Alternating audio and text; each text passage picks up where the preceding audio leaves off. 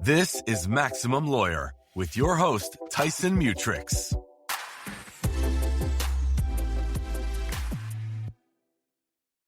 Welcome back to the Maximum Lawyer podcast. Today we're sharing a session straight from the MaxLawCon 2025 stage. And today's presentation is from Gary Falkowitz, a law firm owner and intake expert who has coached and advised hundreds of firms on how to stop letting good cases slip through the cracks. In this talk, Gary makes a bold point right out of the gate. You may only get one shot with a potential client, so your intake process has to be built for speed, clarity, and conversion. He also walks us through the key metrics that drive intake performance. This is Gary Falkowitz's MaxLawCon session, everything you must know to convert better than the big firms.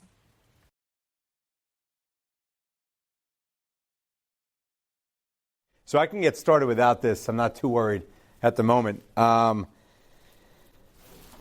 see a few faces that I know, which is exciting to see folks that I only see once or twice a year or once every couple of years.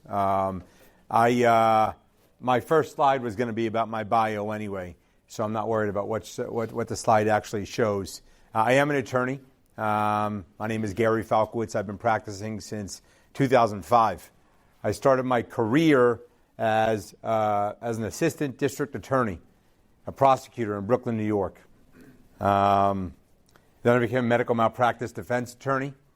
Then I became a personal injury attorney. And it was at the personal injury law firm where I realized that this is a business. Okay, whatever type of law firm you work at or for or created, you work in a business. And I realized that most law firm owners and most law firm employees didn't know that. So I jumped in. I remember going to my boss at the time and saying, I think it's my computer actually, so don't even worry about it. Yeah, let them do their, I got this for now. Thanks, Jim. And we're going to my boss and saying, hey, Jerry, if there's ever an opportunity to get involved in the business side of things, I'd really be interested. And he sort of gave me a look and basically said, Gary, thanks so much for sharing that with me. Now please go back to your office and do what I'm paying you to do, which is fine. And then about a year and a half later, I became the managing attorney of the intake department. I was on TV for the law firm. I was a voice on the radio.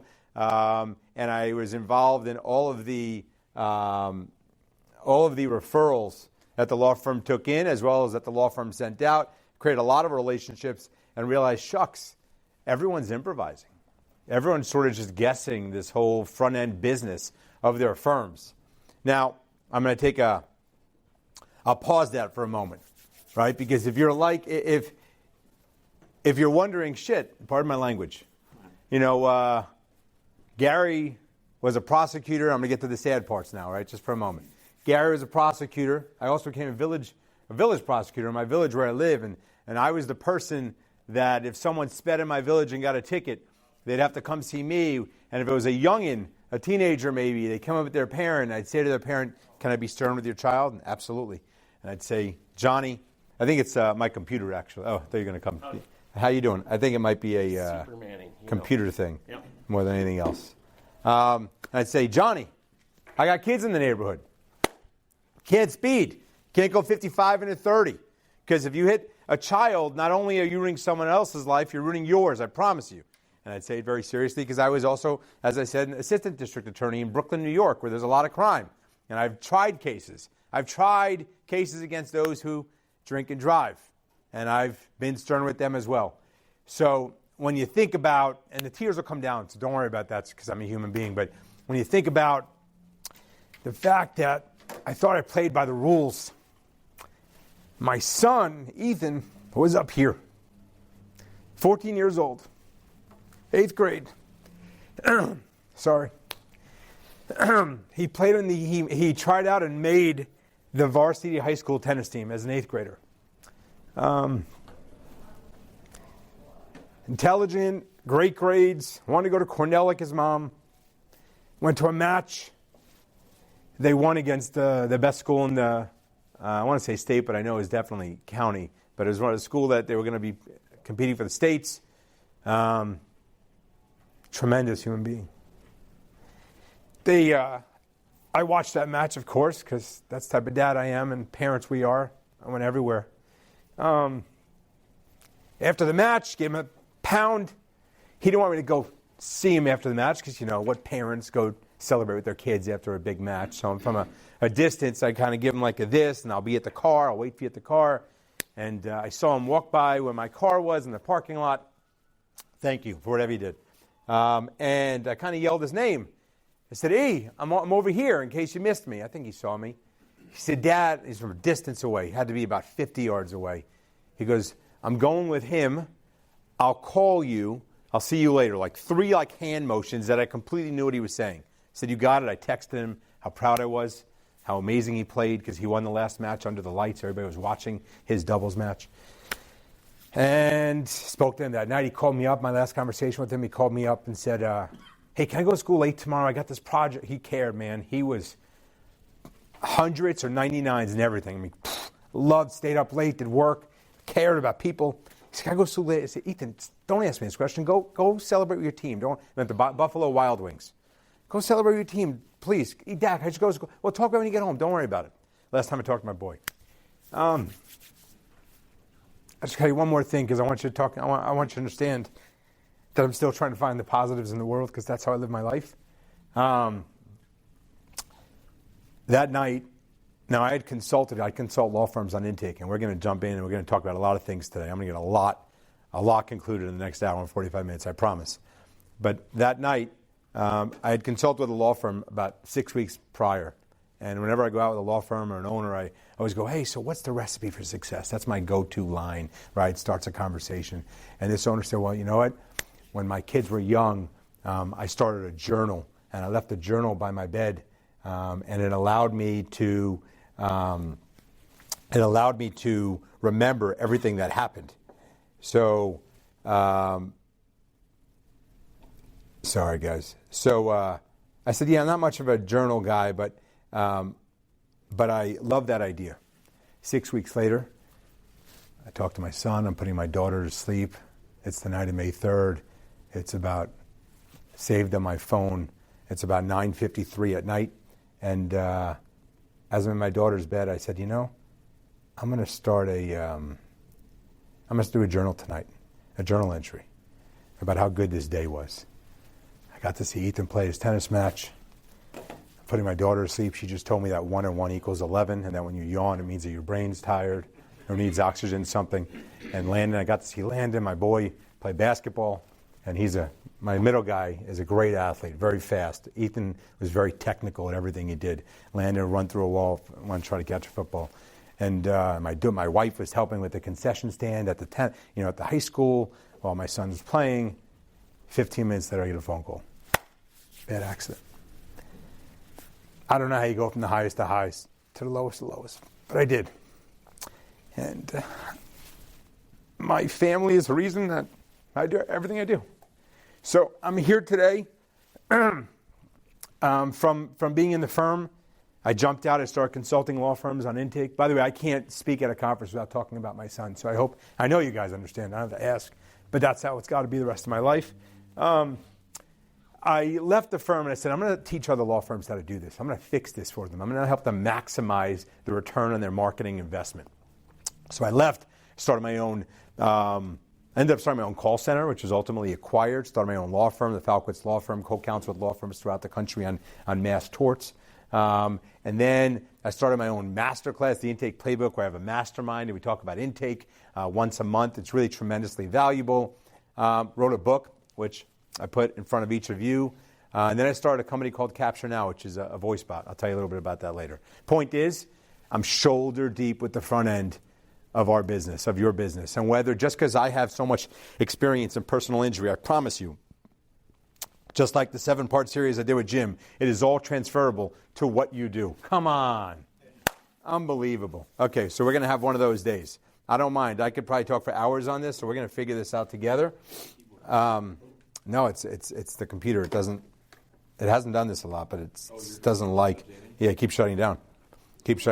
So here's where we're going to start. Okay, because I know everything about this presentation. We're going to start with your folks. Okay, who you have picking up the telephone for you, guys. You're being judged by what they say and who it is and how they say it. And I'm telling you right now that I'll tell law firms all the time that your window, how clean or dirty your window is, dictates whether they're going to call you or reach out to you or consider you. Now, your window is your brand. Your window is your website. Your window is your reputation. Your window is your folks out in the street, your attorneys that are going to dinners. If your window is clean, they're going to come into the store and consider your services. But here's the thing. That's where the gambling stops. The moment you stop spending money on marketing is where the gambling needs to stop. So I like to bring up a lot during my presentations that when someone calls your office, they're already considering your law firm. You went out there, you're marketing, maybe you do family law, immigration law, maybe you do personal injury, maybe you do employment law. You're out there, you're letting everyone know on your website, on TV, on the radio, wherever you are on the billboard, this is what we're looking for. We're looking for these characteristics in our potential clients. Someone calls up, they meet those characteristics, which means that in an ideal world, 100% of the people that call us that meet those characteristics, we should sign. There's a statistic that we call them, go a little bit all over the place, don't worry about that. There's a statistic I use a lot called conversion percentage. You need to be using this KPI, this statistic, but you need to define it appropriately. If you get 1,000 leads are anybody who calls your firm, and 500 leads are qualified, that gives you a 50% qualification rate. Now, you need to know that on a month-to-month basis because it will tell you how strong your marketing is. For many law firms, a very healthy marketing campaign will give you a 25 to 35% qualification rate. That's good. That's good. Good enough. If you're under 20%, now listen, things like med-mal, that's going to be closer to 3%. Employment, that might be closer to 5%. But in personal injury, you're going to be about 25 to 35% healthy. This is going to be great. Now, once you have your 500 qualified cases, you need to know how many of those sign, obviously. If half of them sign, that means your conversion rate is 50%. If 400 out of 500 sign, your conversion rate is 80%. 400 out of 500. It is imperative that you look at these stats every single day. Every single month, every single week, and you compare them. Now, needless to say, you want your conversion rate to be 95% or higher. Gary, that's crazy. It's not crazy at all. There were law firms that I've consulted with that have a 98 or 99% conversion rate that are signing more than 500 cases a month. Now, there are a lot of factors there that maybe some of us can't capitalize on because their brand is so strong. So they get the benefit of the doubt right off the bat. But if our conversion rate, because I've also consulted with law firms that have a conversion rate of 65%. If your conversion rate is low, that means there's something we, always got to look in the mirror, we are doing wrong. I'm trying to think if I should think of another option here. Can you email that presentation? Yes, love that option. You'll see if they have a laptop. Mine's upstairs. Love that option. So now we talked about your want rate, and we talked about your qualification rate. Your qualification rate, which is your want rate, and we talked about your conversion rate. Regardless of the CRM that you use, there are certain reports and dashboards that your team or you need to be looking at on a daily basis. Let's just start going through the room for a moment. Is everyone working within a CRM, or are some people messing with spreadsheets? I got to ask it because every once in a while there's someone go, I made my own CRM, or I'm using, this or that. Everyone has a CRM, whether it's Solidify, Filevine, great. How many reports or dashboards are you looking at on a daily basis? Anybody looking at more than 5 reports or dashboards on a daily basis? Anybody looking at 3 or more? Anybody looking at least one? Anyone not looking at any? Okay. Let's start with the ones that are looking at one. What dashboard are you looking at on a daily basis? Back of the room, sorry. Me? Yeah, either one. I think both of you raised your hands for that one. Oh, I'm looking at new client calls. New client calls? Okay. And do you also have a website? I do. Are you looking at the new web leads? Does that count within new client calls? It does. Okay. And are you looking at the status of each of those calls, or just trying to listen to those calls? What are you looking for when you open up those calls? I want to see how many people are calling us, how many people are getting scheduled for intake, and I think that's about it. Okay. So the more you know about your target audience, the more prepared you'll be. Okay, and that's where I start to crush it, guys. What's the claimant's mentality? People are giving you a phone call, right? And I need you to understand that the more you know about the person that's giving you a phone call, the better you're going to respond. So I can give you, for example, an understanding that in this day and age, everyone's looking for instant gratification. So if you are in that seat of yours right now, and in your process, for whoever picks up the phone, you're telling them, okay, God bless you. You're telling them, okay, let's gather some information. Your job right now is to gather information. That's not good enough. That's not good enough. Because if you think about the shoes of the person that's calling you, that they're wearing, what they want to do is in their mind, they've already decided, this is the time I'm going to call an attorney. It's scary for them. This isn't like, let me call a lawyer. I got a break right now. No.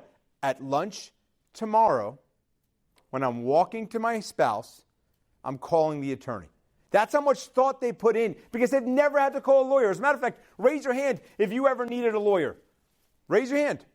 Half the room. Half the room has not ever, and you're all adults, at least 30 years old, has never needed a lawyer. Which means that most people that are calling you, it's the first time they've ever called a lawyer. How dare us think that we have time to just gather information? They're looking for instant gratification. Their interest level is highest on that phone call. If I went to the gym right now because I want to lose some weight, and I go into the gym and they show me their equipment, they show me all the workers that work there, and they tell me how far they are from my house, and I feel really good about all of that stuff, and I walk out, the chances of me signing with that, going to that gym again, drop tremendously because I walked out. It's our job to ensure that when somebody calls our office or walks into our gym, right, and they convey some interest in working with us. I'm just looking at my PowerPoint here so I can look at a few things. And they convey some interest in working with us, that we capitalize on that moment, at that moment. Here's the other thing. They're looking to speak with experts. Gary, come on, man. I can't be around all the time to speak to a new client. And I didn't say they're looking to speak to you. They're looking to speak with experts. The person that picks up your phone or makes a phone call on behalf of your law firm is an expert. They don't have to be an attorney, but they damn sure need to understand that they're an expert at determining whether that lead qualifies for representation. They're an expert at answering frequently asked questions. And if we're not authorizing them, giving them the power, the authority, the resources, the know-how to handle new calls, and we think that their job is just to pick up, retrieve information, and then someone else will make decisions, we're leaving money on the table. Thank you, my man. Yep. Now, this is yours. Perfect. The best. They're looking for clear and easy steps to take. The last thing we want to do is complicate it for new callers. What you're going to realize throughout this presentation is that I am going to hammer it in your brain today that you're competing, whether you like it or not. Whether you like it or not, the more competitive you are or feel that the game you're playing is competitive, the better you'll react. Thank you. Appreciate it, Tyson. You've got to understand that you're competing. The last thing you want to do is be entitled. That's why I hate the Yankees. They're so entitled. They think they can win every year. You got to compete to win.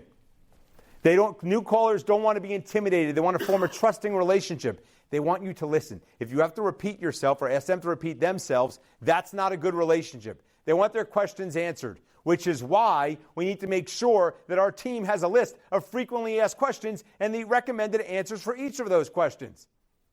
This is the whole gym analogy. They want to be reminded. If the gym membership, I walk out, I go home, I'm still a little bit overweight. If they come to the conclusion, he didn't sign, he's obviously not interested in the gym. That was a dumb conclusion to come to. Do they think I just took the miracle pill and lost 25 pounds? They've got to keep calling now. Yes, was I most interested when I walked in? Absolutely. But now you've got to remind me because I have other responsibilities. And just because all of us in here think, well, what could be more important than hiring me? What could be more important than needing an attorney and making that decision? Sorry, guys. But for the normal person, it's not that they'll call. It's important at that moment. And then they move on to the rest of their responsibilities in life. Listen, I'm a victim, man. I needed a lawyer. It took me months to hire a lawyer. Months. And at the end of the day, I hired someone based upon the personal feelings I felt about them. How we make somebody feel personally has a direct impact on whether they want to work with us or not. And for us to ever come to the conclusion, I can't tell you how many people stop following up with me too. For us to come to the conclusion that someone doesn't want to work with us because they haven't called us back is silly. We've spent how much money on marketing? I'm going to tell you a little secret that someone told me once. When I first became a personal injury attorney, back in, doesn't matter, 08, 09, 10, 08, an older lawyer said to me, Gary, your job now is to make sure that everybody, I didn't know anything about doing intake or consulting at the time, is to make sure that everybody in your life knows what you do. Of course, that's right. Now, it's simple. It sounds so easy. But some of us need to be reminded of that. Your family, your friends, your old family and friends, neighbors, people you come in contact with, they all have to know what you do. Because how pissy would it be? How pissed off do you get when you find out a cousin of yours hired a different lawyer for something that you could have done? Because they didn't know you do that. If they want to make it about them, don't make it about you. You know what question? You guys know this answer too. What question pisses me off at the beginning of every phone call? Give it to me. Someone knows it. How you doing? No, I don't mind that question. How'd you hear about call? Yes, thank you. How'd you hear about us? Oh, let's make it about you, lawyer. Let's massage that ego of yours. Well, it was your beautiful photo on the highway, if you really want to know. Oh, which one was it? Exit 27 or exit 29? It was exit 27. Oh, that's great. Was it during the day? Are you kidding me right now? Is that where we're going here? It is about the caller. It is not about us, no matter the whole old statistic of, hey, 50% of my marketing works. I just don't know which 50%. It's just the way it's going to have to be for now until all that automation, which we'll talk about momentarily, is in place. Who cares how they heard about you? It's about the caller. They'll even tell you if they're not interested. Now, you have to, here's the thing. When somebody says, hey, listen, I'm no longer interested. Okay, thanks so much. Have a great day. No. That has to stop. That has to stop. I can't tell you how many calls I listen to and I hear, okay, thank you. No. May I ask what happened? Yeah, I decided to take the insurance company's offer for $3,500. Wait, don't do that. Have you signed anything yet? No. I'm going to tell you why I don't think you should do that. I'm actually going to get a lawyer on the phone to tell you that. Oh, because I asked. What happened? Oh, I'm going to go with my cousin who does family law, but she's going to make an exception to employment law for me. No. These are big cases. You were sexually harassed at the office. You shouldn't give that to a family law lawyer. Let me tell you why. Let me get someone on the phone for you. Ask. They will tell you. Sometimes they'll even tell you things you don't want to hear, like, well, someone in your office told me that they didn't think I had a good case. They did? They must have been mistaken. You do. You have a case we can help you out with. Ask. They don't believe that their case is large enough for you. Wow. You know, whether it's immigration, whether it's employment, personal injury. Do you know how often, because of what people see on TV, whether it's commercials or movies or television shows, they think, well, not that much of an issue. It's just a little problem at work. My boss keeps flirting with me. It's not such a big deal. They send me some inappropriate pictures. No big deal. But that's what they think because they're so used to seeing all these large cases from these commercials or these movies. Now, it starts and ends with reassurance. If this statement, you did the right thing by calling, isn't mentioned, isn't stated, isn't conveyed on every single phone call, we're missing an opportunity. Let me give you a quick story. My phone broke a few years ago. Okay, when I say it broke, what I mean was every time I left my house, every time I wasn't connected to a Wi-Fi, similar to my damn computer, which is new, by the way, every time I left the house, I couldn't make a phone call. Now, I have 3 kids. I have a wife. They need to get in touch with me. I travel a little bit. So I called Verizon, I called Apple, right? I called the phone service provider, and I called the phone provider. And every time I called Apple, their technician said to me, "Oh, we've dealt with that issue before. We'll get this fixed for you." Now, granted, they lied through their teeth, and I understand that, and I appreciate that. But the fact that they said that, I was willing to give them 45 minutes of my time each time they said that. Each time they said that, because they reassured me. They reassured me. If we are not, I got to tell you, if I were to change the word intake to a different word, and I've thought about this, I would change it to like a reassuring agent. I really would. I really would. These people that are calling our office, who I told you a few minutes ago, might be the first time they're calling. All they're looking for is someone to say, "We do that. We handle that. We can help you." Because the moment you do that, they go like this. "Okay, great. Let me share my story with you."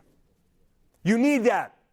Otherwise, and you can hear it because I've heard thousands of phone calls, you can hear them answering questions like, "Yeah, and then this happened. Yeah, and then they did this." And it's sort of like, "Hey, can you help me or not? I'm not even sure if I'm telling you the right information here." Get them to exhale by giving them reassurance. You did the right thing by calling. We handle immigration, employment, personal injury, workers' comp, whatever you want, cases every single day. I'm going to see if we can help you. Now, empathy and compassion required. When you put yourself in your claimant's shoes, you will be a better advocate. Compassion builds trust, gives them comfort to share, improves their communication, strengthens the relationship, helps to differentiate you from your competitors. Now, you might say, "Gary, this is pretty simple stuff, man. I mean, compassion, yeah, we all know compassion." When's the last time you heard a phone call from either your team or your call center's team? I will tell you right now, because what gets to happen when you use a compassionate statement is you get to actually add reassurance right afterwards. Someone calls up and they call Jim's office and they say, "Listen, I'm having an issue getting into the States. I have to get to my child's wedding. It's tomorrow." And Jim says, "Wow, I understand completely. That's a pretty important date for you and your family, but you did the right thing by calling because we can try to help you right now." Now, I provided compassion with reassurance together. That's the goal. Put them together. People want to know, A, that you care about them, B, that you think you can help them, and we can put them together. Share that with your intake team. Open-ended questions are important. I know Tyson was trying to appease me before by coming up with a "how are you" question. The truth of the matter is, open-ended questions make us look like we're not just following a script. So how are you feeling today? Can you tell me more about that? What happened next? What are they saying now? Ask them. I don't like speaking with someone who's just following a script. I like to have a conversation. Now, I'm not saying every call needs to be 45 minutes. I'm certainly not saying that. But I am saying the more personable you can get on these calls, the stronger the relationship you create. The first few seconds matter. Now, one study, researchers found that people can accurately judge others' personality traits based on their voices alone with accuracy rates as high as 70%. How does your team sound on the phone? If you're coming to conclusions about how they sound on the phone, so are other callers. According to another study, researchers found that people can form impressions about a person's intelligence, friendliness, and even attractiveness based solely on their voice. That's crazy, but I buy into it. I buy into it. The first sentence matters, right? I was talking to Tyson before, actually. I think it was Tyson. And we were talking about how people answer the calls. Guys, it shouldn't be a free-for-all. I shouldn't have 6 intake specialists all answering differently. There should be a script that says something like, thank you for calling the Falkowitz Law Firm. My name is Michael. How can I make your day better today? You don't have to use that, but you certainly could. There's got to be something that's warm and friendly and introductory and W hotel-ish. I think W is like a top-notch hotel, right? That's fair. Right? It's got to be. It can't be Falkowitz Law Firm. Gary speaking. Hello? No, we are not the pizzeria on the corner. Everybody has to follow the guidelines. Everybody. And we've got to make sure it's in our playbook. I use the word playbook, right? Because I created the Intake Playbook. You need a playbook. You need a playbook for every position in your firm. And the playbook, the more detailed you are, the less potential there is for mistakes. Warm, inviting, positive, upbeat, clear, attentive, confident. That's your first sentence. Avoid what I'm doing right now, fast talking because I'm trying to catch up in my presentation. Right? Avoid the machine-like. Gary Falkowitz, nice to meet you. Cold intros, multitasking, sounding uninterested, asking for repetition or a bad connection. These days and age, in this day and age, you would think, bad connection, Gary. Yeah. People working from home, right? People working remotely, and all of a sudden their Wi-Fi is not working or their phone service isn't working. I can't tell you how many calls I go, are you kidding me right now? This is what's going on in a professional setting? You got to listen to the calls, which we'll talk about in a moment. Am I speaking with the right person? We brought this up a moment ago. Strong introduction required. You, meaning the person picking up the phone call, is the expert. There's no need for them to speak to anybody else, right? If they go, I thought I could speak to a lawyer. Okay, well, I'll have one call you back. No, we don't get off that phone call. Mrs. Johnson, don't worry about speaking to a lawyer. I'm one of the law firm's intake people here, and I'm the one that's going to be able to help you let you know whether we can help you or not right now on this call. How can I help you? What happened? We need to authorize, empower our team to be experts. The moment that they don't think that they're experts, I promise you the caller knows that. It builds rapport, establishes credibility, it gives context, shows courtesy, and provides comfort. Now, roadmaps. I believe that one of the major failures as us human beings in our relationships is not managing expectations for each other. I think there's a lot of miscommunication. People jump to conclusions, and what one person thinks happened, another person didn't mean it that way, all because we weren't clear. We need to use roadmaps in our calls and in our representation. So in our call, it's Mrs. Johnson. Allow me to tell you how the call is going to go. First, I'm going to gather some of your basic contact information. And then I'm going to ask you a few questions. I'll even let you know whether I think we can help. If we can help, I'll tell you how you can become a client. I'll tell you what happens after you become a client. I now know how this whole call is going to go, as the caller. I now know how the whole call is going to go. I'm going to remember that the whole time, as opposed to wondering what's going to happen next on this phone call. Because I'm telling you, that's what they're thinking. Now, at the end of the phone call, first of all, what does it do? It sets expectations. It demonstrates professionalism and experience, helps guide the conversation, increases transparency, and results in a more productive conversation. But the roadmap doesn't stop there. When someone becomes a client, you have to give them a roadmap for representation. You have to be able to say, Mrs. Johnson, welcome aboard. Here's what's going to happen. You're going to be assigned a legal team, which means a lawyer and a paralegal are going to be assigned to your case. You may not hear from us every week or even every month because it means we're going to be working on your case. Here's the phone number you can call, the email you could use to get in touch with us. We'll reach out to you if we have any questions. We're going to start by ordering your employment records or your medical records. And if we can't get in touch with somebody or having a hard time getting any records, we'll let you know. But I don't want you to think that our silence means that we're not working on your case. To the contrary, it means we don't need anything from you and we're on top of it.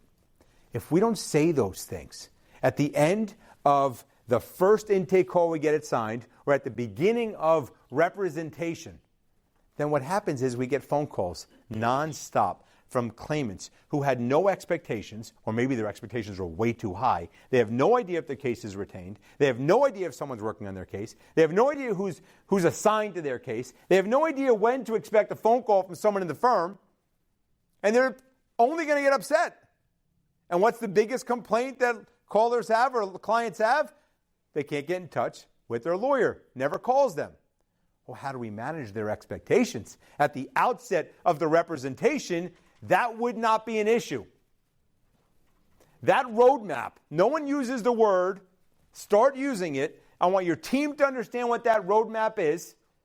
I want not only your intake team, your legal team. We must manage the expectations of the caller and of the client. Question for the group. How many people here on a consistent basis are listening to recorded calls? Raise your hand. I'll say consistent, meaning at least monthly. 1, 2, 3, 4, 5. 1, 2, 3, 4, 5. 4 or 5. We have about just under 20 or 20 people in here. Is everybody else just crossing their fingers and hoping that we aren't saying dumb things? Is that fair? Yeah. Okay. So, I hate to break it to you. And I don't want to come in here and yell at you. Sometimes I feel like, well, I'm a lawyer. I could yell at other lawyers. That's not my goal. It's not my job. But I will tell you that I think my gray hair started coming out when I started listening to calls. Okay? It's unfortunately not a very pretty thing to do, but it's so necessary. It's so necessary. The thing about listening to calls is every single phone call, including ours, could be improved upon. Every single phone call. Now, it's one thing when there's small improvements. It's another thing when you realize that we've been giving the wrong advice or the wrong conclusion or the wrong answers, and we're turning people away. So I implore you, whether it's you or service or somebody else, you've got to listen to calls. How can we possibly improve if we don't know what we're doing wrong? There has to be the consistent intro. Is the personality being conveyed? Right? We hired, remember this, when you marketed for someone at Intake, you hired them because their personality was great. There's no way you hired someone who had a very bland personality. Lots of times, listen, I had the call center, lots of times you hire somebody and that personality that you have in person is not the same personality that they convey on the phone. And you wouldn't know that unless you listen to their calls. Or you're standing over them, but if you're standing over them, they could be nervous, so you don't want to do that. You want to make sure they're giving the correct responses, following the script. The 3 R's I'll get to in a moment. And that they're obviously conveying interest, compassion, reassurance, roadmap, and what to expect. When you listen, you won't ask for the caller when now this is when your intake folks listen. They won't ask for the caller to repeat themselves. They'll clearly understand the problems and needs, be able to identify challenges or solutions. You'll have more questions to ask, follow-up questions, and it shows that you are focused. Your response will be appropriate. If they say they were injured, you'd be compassionate. If you have something in common, you let them know. If you know the street or the store, you let them know. And by the way, you put that information in the CRM. I'm going to get into that in a little bit. But we are in a day and age where every piece of data that we can collect from a potential client or client is only going to help us, right? The idea that we can call a potential client and say, by the way, I know last time we spoke, you were picking up your dog for the first time. How are things going with the new dog? Oh my God, it's really tough. She's pissing all over the place, right? I mean, you want to be able to put that note into the CRM to continue that relationship. So often, guys, intake is one of those things where I'm like, remember the song Bringing Sexy Back? Well, I'm bringing intake back, right? So I'm making it really important and valuable for your firm. We may not undervalue intake. It is the lifeblood of our law firm. And the more attention, the more focus that we give to intake, I promise you, it has a direct impact on our revenue. So we can't just assume and hope that the people we have picking up the calls are doing a great job. We said this earlier, I did. The gambling should stop after you pay your marketing invoice. Did you know that according to Search Engine Watch, 19 of the top 25 most expensive keywords on Google are searches related to law firms. That's crazy. That's crazy. Now, why is that, right? Why is that? Why do we invest so much money in marketing? Well, one, our success rate to earn a fee from a retained case is and should be very high. We're really good at what we do. We help people. Two, the more we help, the more we earn, the more we invest. And three, we trust our intake. But we are not the only game in town. If we were the only game in town, then the cost on Google would be down here because no one is competing for that cost.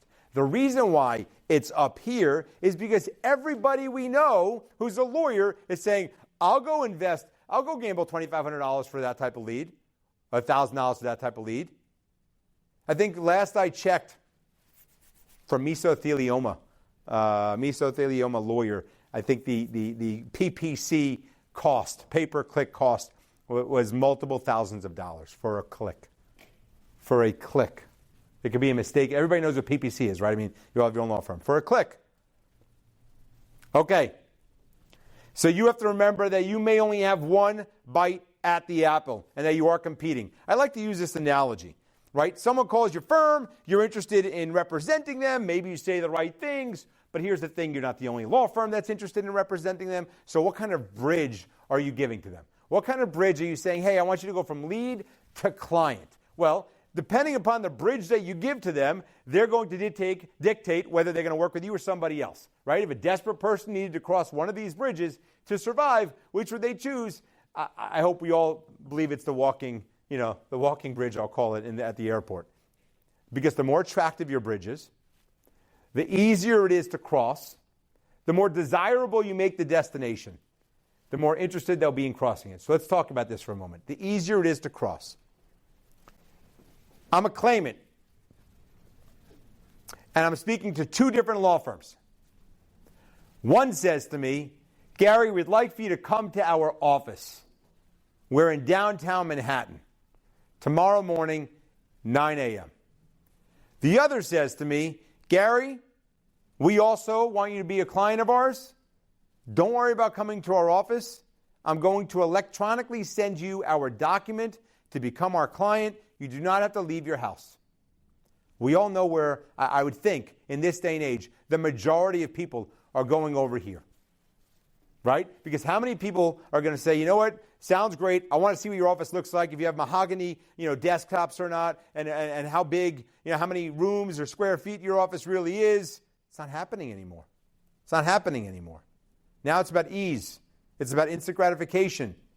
It's about convenience. It is inconvenient for me to get in my car, get in the train, come to you 9 a.m. tomorrow morning when I have a job or I have kids or I have a spouse. It's just not going to happen. And how egotistical of you to think that that's so easy for me. You didn't make it easy for me. You made it hard for me. And the reality is you could be the best lawyer in town. I don't know about it. You probably didn't do a good job of marketing yourself as the best lawyer in town. All I know is that there was a specific process that I need to take in order to become your client, and you made it hard for me. We may not make it hard for our potential clients. So when you're thinking about during break time today or tomorrow, hey, am I making it hard for my clients? Am I making them wait for me to give them a decision? Am I making them wait for them to speak with a lawyer? Am I not utilizing electronic signature? Am I making them travel or get documents? If you're making it harder for them, whether you like it or not, those are the factors that they're considering when determining whether they're going to work with you or not.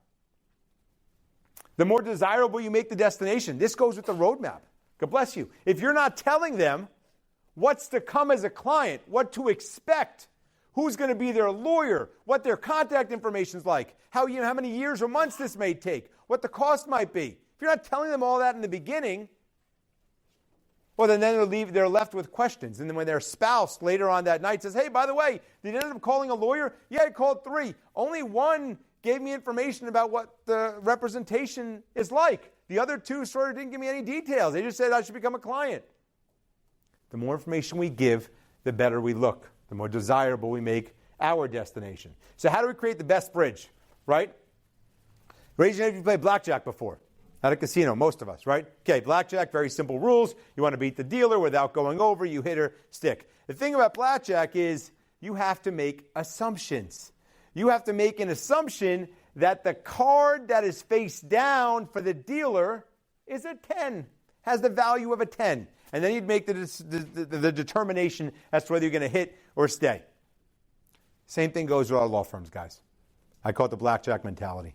You have to assume that the caller that reached out to you reached out to 2 other law firms. Okay, I said it early on with the whole competition. If you don't think you're in a competition, you will take a step back. And you know what? 15 years ago, when you got a phone call on a Friday evening when you were at the movies with your spouse, and it was a new lead, and it went to your cell phone, and someone said, hey, I think I need a lawyer because of A, B, C, or D. And you told that claimant, you know what, Mrs. Johnson? I think my firm could probably help you out, but I'm at dinner with my wife. We're about to go see a movie. Can I give you a call Monday morning? Absolutely. 15 years ago, your chances of still signing that client were probably relatively high. You try that now, no chance. No chance. Because we're not 9 to 5 anymore. Our industry is not, no industry is 9 to 5 anymore. I mean, there are pizza places that are open. Domino's is probably open 24/7. You want pizza at midnight, maybe you can't go to the corner place, but you can call Domino's. And if you're acting as an owner of a firm that is only open 9 to 5, or you're telling folks that, hey, sorry, it's Saturday morning and with my family, I can't help you, that might be very well true, but you will lose money. You will leave money on the table. Okay. So, I love this image because we know he's in a car dealership. And there's something I want to talk about that lawyers tend to disagree on sometimes. You guys you're gonna finish my sentence. Okay? Here we go, just like last time, but this time I think most of you are going to get it. So I'm going to give you a story, and then you're going to finish my sentence. I'm in a car dealership. I need a new car. I sit down with the sales agent. Feel really good about my negotiation skills. Brought them down $10 a month. Okay? And sales agent says to me, well, Gary, it'd be a pleasure if you would honor us as a client of our car dealership and have one of these beautiful Lamborghinis. In my mind, that's where I'm going right now.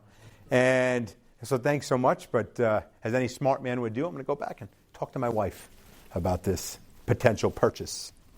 And the sales agent says, what do you mean? We talked about it. You're good. We got the numbers. You could do this right now. Yeah, I know, but I'm going to go talk to my wife. I start to walk out. The sales agent says, wait, hold on, Gary, hold on. Before you go, allow me to introduce you to our manager.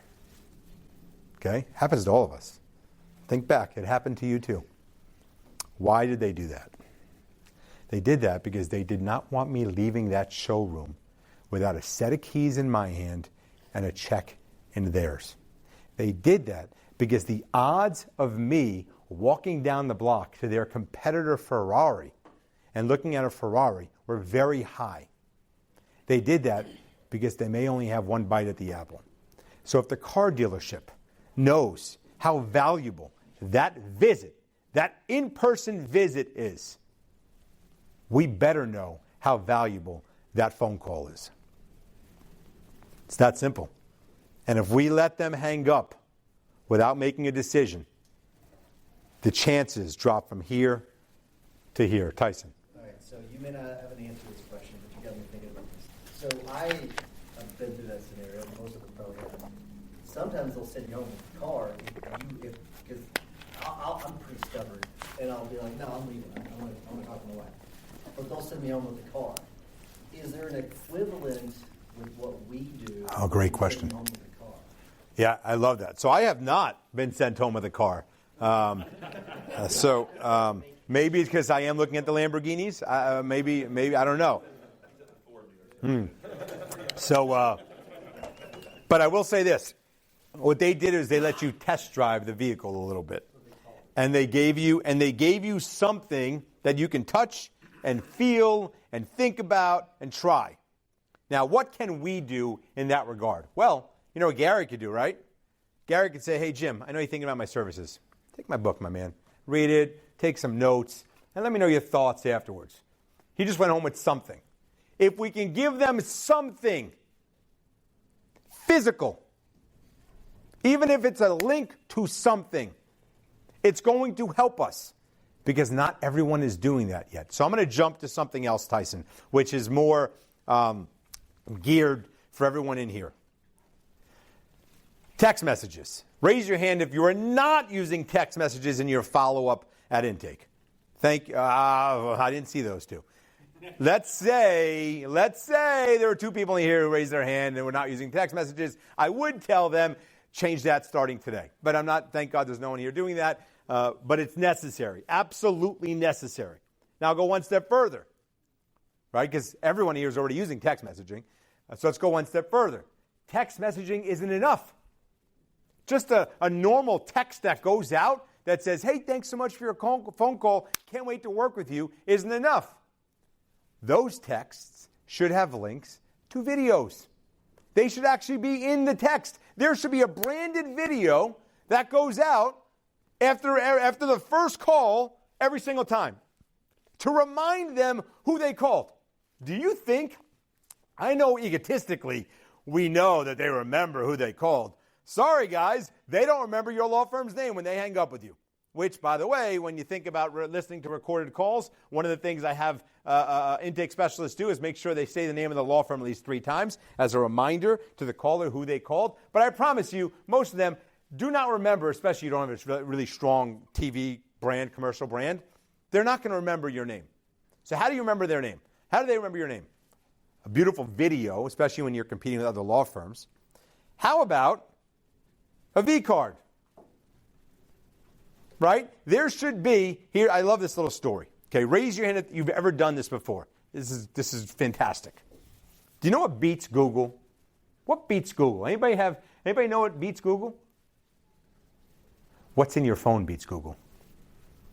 Contacts in your phone beat Google. When I look for a painter, I don't go to Google. I go to my phone, I type in the word paint, and I have 4 or 5 painters in my phone. Granted, I don't remember who's who. That's fine. Hopefully there's a note in there that says this guy's really good. Sometimes I do that. But I never went to Google. I have my air conditioning breaks down. I'm not going to Google. I have 3 AC guys. I need someone for some renovation, general contractor. I got 4 general contractors in there. Some of which I've never even used. How did I get them? Guys, how did I get them? How did I get them? Referrals. From whom? Friends. How many of you have been in a group chat recently where somebody said, hey, does anybody have a blank? Anybody? Within the last month where you were in a group chat and somebody said, I'm looking for a blank. Any recommendations? Because it happens to me on a monthly basis. Sometimes I answer, sometimes I don't. Now, the only way someone's going to recommend your lawyer, you as a lawyer, you as their lawyer, is if you're in their phone. How do you get in their phone? You send them a text with the V-card. This should go to every lead. Every single lead, you should be in their phone because then you beat Google in that person's mind. And here's the thing about the phone. Raise your hand if you've deleted any contact in the last 3 years on your phone. No one. We don't delete contacts. I would say 30% of the people on my phone I haven't spoken to in 20 years. Get in their phones and you beat Google. So, video and a text, a V-card on the phone. What else can you physically, potentially, if you have a book, send them a book. Granted, that takes us overnight sometimes, things of that nature. You need to stand out. I want you leaving today with a competitive edge. Maybe you'll have 4 or 5 items that are specific, but generally, I want you leaving with a competitive edge. I want you going back to your office and saying, hey, how competitive are we? How fast are we? Oh, we'll talk about that in a moment, the speed. But let's keep going. My favorite line in the whole thing. Your response time is more valuable than your resume and your results. I love alliteration, so there are my R's. There are going to be more R's. Your response time is more valuable than your resume and your results. When's the last time somebody called you up and asked you for statistics associated with your results. It doesn't happen. We don't know to ask as claimants. We don't know to ask that question. We wouldn't even know how to pose the question.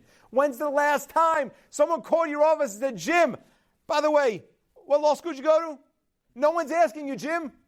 You could have not even gone to law school. You'd be lying to me right now. No one cares. They didn't ask what you got in your LSATs. They didn't ask what your GPA was in college. They didn't ask what you did before your law firm. They didn't ask when you started your law firm. They don't ask how many people are in your law firm. Because this wins. Response time wins. Now, like it or not, response time wins. You could have the best brand, the best resume, and the best results. But if your response time is poor, you're in trouble. You could have no results. You could have a really weak resume. But if you're the guy in the basement of the mother's house that says, I can get that retainer sent to you, that agreement sent to you electronically right now and stay on the phone with you while you sign it, you have a chance of winning. Response time wins. Now, here's an Ethan story for you, okay? Tears probably should not flow down, but when you have as much love as I do as a parent, they just come down naturally. So Ethan, I can learn a lot from my son. All of us can learn a lot from my son. He was truly a tremendous human being who cared about other people. It was literally as if he lived his life and said, Dad, I figured out my whole life, so let me help everybody else. That's the type of human being he was. A few weeks before the tragedy, Ethan says to me, Dad, I just watched all the Scream movies. I go, even the ones when I was a kid? Because that's when the first one came out. He goes, I watched all of them. He was loved movies. He goes, the new one's coming out on Friday. This is on a Monday morning. Right before, he said to me on the way to school, I took him to school. His new one's coming out on Friday. Can we go to the movie theater? Now, we'd never gone to the movie theater before because it's just, not everyone's going to the movie theater where I am, whatever. I said, absolutely. You kidding me? Let's go. I'll look at times because they have show times, and we'll go to, you'll tell me when you want to go this weekend, Friday, Saturday, Sunday. Okay, great. I must have forgotten about it. He must have forgotten about it, about bringing it up. And then Thursday morning comes around. I'm taking him to school again. You never got back to me. I got to, the weekend's starting to get scheduled. When do you want to go see Scream? Oh, no, I saw it last night. What do you mean? You were home last night. You didn't go out. I know. So it took a few hours, but some guy recorded it in the movie theater, and I was able to find it and watch it. I go, let's remove the illegality of what just happened. Put that to the side for a moment. I said, the quality of that movie must have been horrendous. He goes, it was terrible. I go, so let's go to the movie theater. He goes, no, I already watched it. What can we learn, guys? The quality is less important than the need to get what you want when you want it. Ethan doesn't speak for all 14-year-olds. He speaks for the current society. That's the society we live in right now.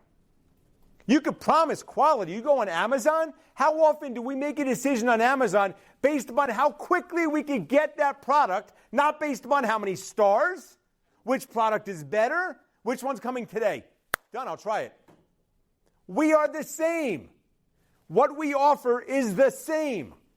Now, some of you might be going, Gary, I'm not buying it, man. I know you're trying. You come from every different angle. I'm not buying it. Please consider it. Please leave today, and if you're not already here, if you're here, go one step higher. If you're here, go one step higher. Understand that this is really competitive, that you are a commodity, that your resume is secondary to your response time, and that instant gratification from all levels is a top priority. Not just at intake, but also as a client. Getting back, Gary, what do you mean as a client? Very simple. How many times, I recommended to a good friend of mine that I went to college with. His son got hurt. He's fine. Got hurt at, I actually think it was like at one of the stadiums, whatever. The wind and wood and something hit his eye, but he's okay. Needed a lawyer. I recommended a fine lawyer for him. Great lawyer. Personal injury lawyer for him. About 3 months into it, he says, I think I'm going with another lawyer. What are you doing? He's a great lawyer. I know him personally. Why would you go to another lawyer? He hasn't responded to me. I called a few times, and then he gave me like the runaround. He wasn't clear with his answers. I go, Steve, I promise he's a good lawyer, but let me call him. Brett, what do I do for a living? Yeah, you're doing your intake thing. Then why can't you figure this out? Why would you give him the runaround? Why can't you respond to him? These are the things that matter. He doesn't know about depositions. He doesn't know about results. He doesn't know what to expect. He doesn't know about liability and the limits. He just wants you to give him 5 minutes of personal time and tell him that you're working hard for his case. And if you can't do that, he's going elsewhere. And to be honest with you, I feel like it was more like 9 months or a year into representation, not 3 months, to be honest with you. My point, though, is that it doesn't matter how long into it is. If you're not giving them what they want when they want it, you might lose, no matter how good you might be at being a lawyer. So that was my scream story for Ethan. Now, that was a little stopwatch, but here are my real 3 R's. These are my favorite 3 R's. Then there's a 4th R. I want you to guess what it is, but in a moment. Not yet. When we speak with a new claimant. By the way, I had a nice little recovery, right? Everything fell apart in the beginning here, and now we're all up awake. Good. Perfect. When we speak with a new claimant, and we have that conversation, and we qualify that claimant, the goal for that phone call is one of 3 R's. Every single time we speak with a new claimant, we are either going to reject them, retain them, or refer them. What are we not going to do with the 4th R? What are we not going to do with that claimant? Say it. Review it. We are not going to review it. We are not going to sit on that lead for a day, a week, or a month before making one of these decisions. I recently consulted, actually, it was brought up in my master class. There's a law firm in my master class that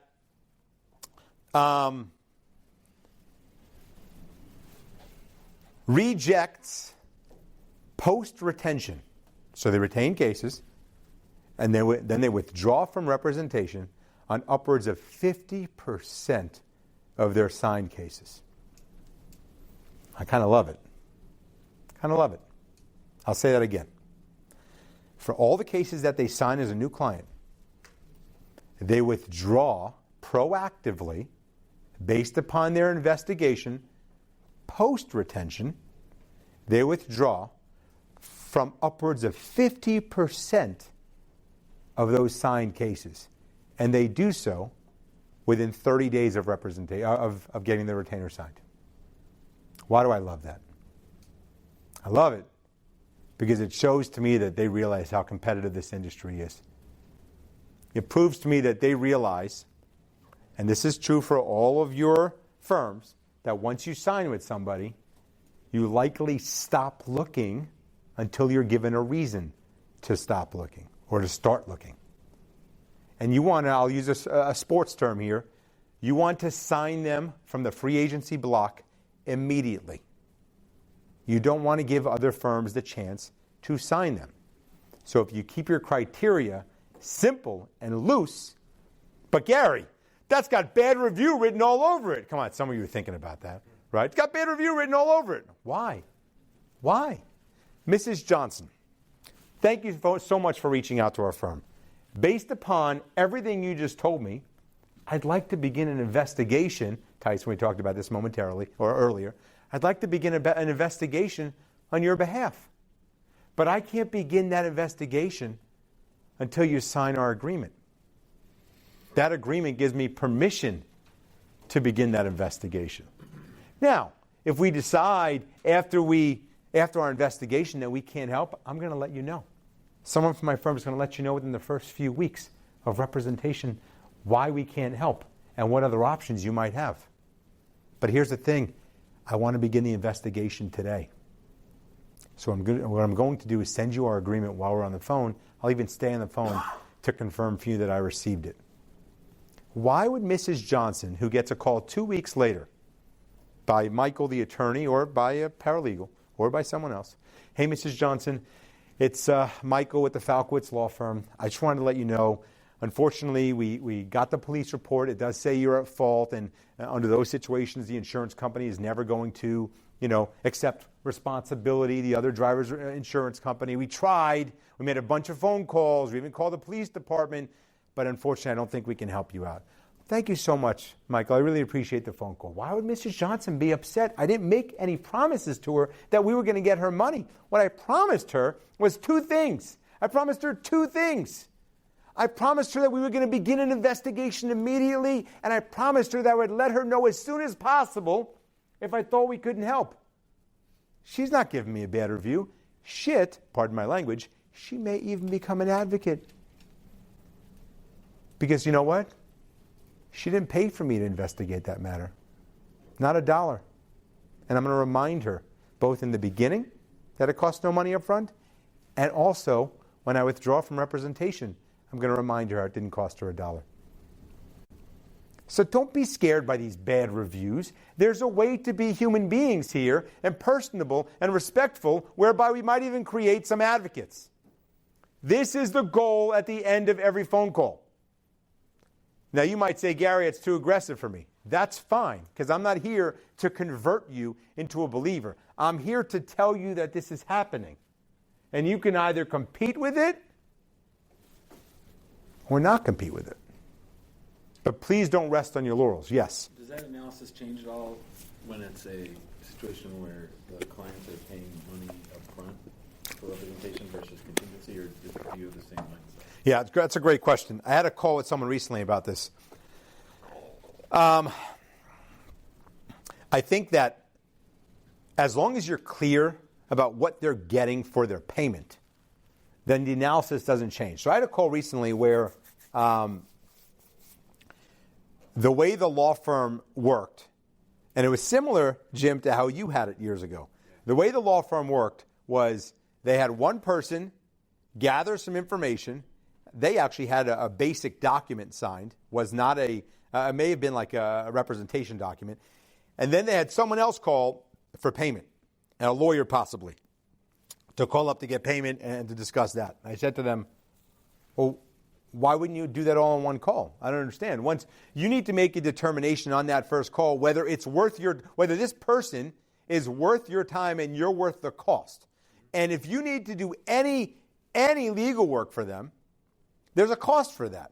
Now, if you want to say that the initial cost for the initial investigation is at an inexpensive rate or a lower rate, have at it. Okay. But what you don't want to do is say, you know what, let me go talk to my team, let me see if it's something we're interested in, and we'll get back to you. Because, again, their personality, their perspective, immigration for them is it is the issue in their life right now. They need a resolution for this. And if you can't give it to them, unless you're the only game in town, I know you're not, unless you're the only game in town, they're going to look elsewhere. So we can't play with that time. So my advice to you and anybody else who gets paid up front is the faster you can make that determination. If they're going to sign that agreement to be represented, for you to represent them, then they're sure as heck ready to pay you some money to get this thing started. Why would they want to delay the legal work? I'll tell you right now, as a potential claimant in any situation, if I need help and you're asking me to get you paid today, as long as you tell me you're starting it today, I'm all in. Now, if you ask me to pay you today and it doesn't start for 30 days, that's a whole other issue. But your promises have to be equitable to what you're asking for. So if you're asking for money, get it started. Let them know you're starting today. If you need to have a lower rate to get them in, great. Got to make it $100 or $200 just to get them in the door? Great. They're now a client. They're putting all their trust in you. And for those contingency law firms out there, we just talked about it, you don't have the time to consider or review, as the fourth R is, or investigate. I wouldn't really do this because I know there are always exceptions, but I hate that status. When law firms have, I have 25 cases in under review or investigation or attorney review. Oh, attorney review. I can't stand attorney review. Why can't I stand attorney review? Because the attorneys that get intakes take their sweet time. Let's talk about this for a moment. It's really important. Okay. Raise your hand if you have lawyers other than yourselves in your law firm. Great. Love it. Okay. Raise your hand if those lawyers are not putting $1 of their own into the marketing for your law firm services. Fantastic. Raise your hand if they come to the office with, on a weekly basis, new files happening to be on their desk. They didn't do anything with those files. They just happened to be lawyers. Right. I would go one step further. Raise your hand if they get even a small percentage of the attorney's fee if they're successful. Anybody have that? 1, 2, 3, 4. Good. So you're telling me, wow, what a job, guys. What a job.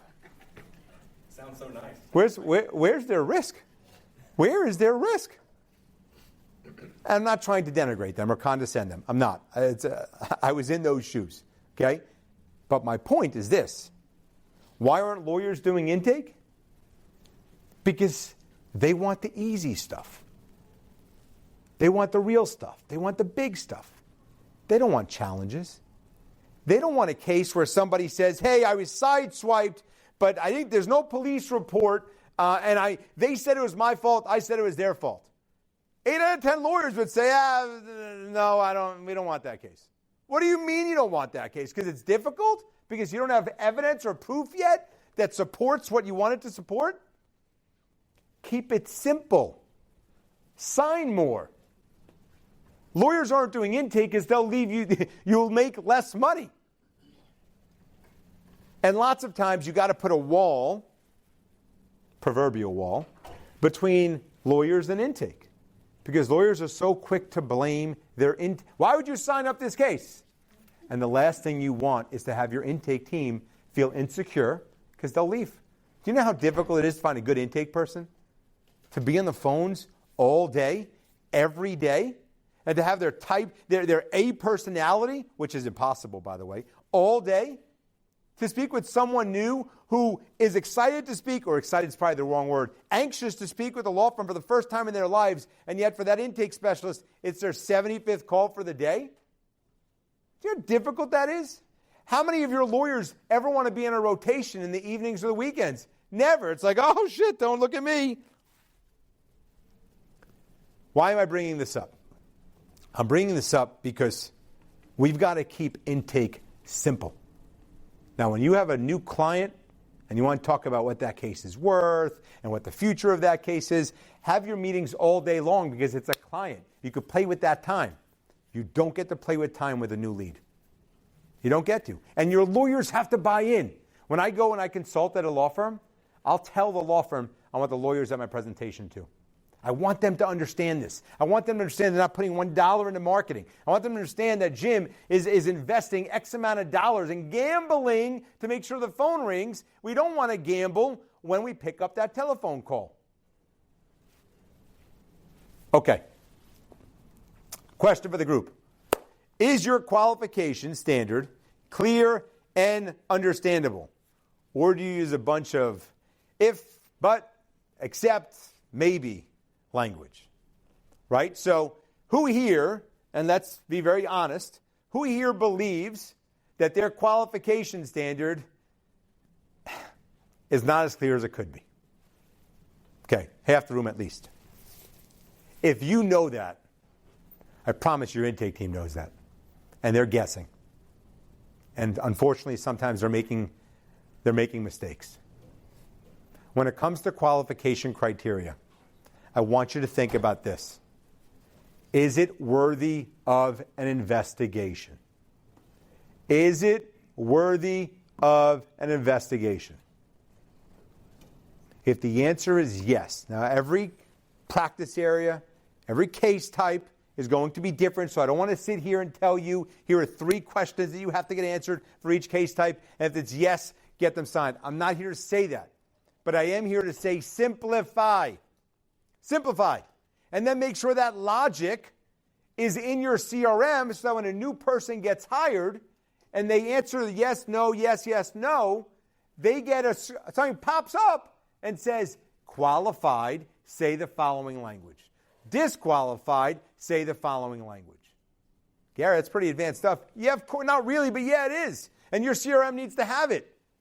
It can't all just be in a folder. Mrs. Johnson, hold on one second. Okay, and did that happen? Okay, no, we can't help that. Can't be that way. We've got to keep it simple because qualification just means, is it worthy of an investigation? That's all it means. It doesn't mean, are we going to make money big time from this person?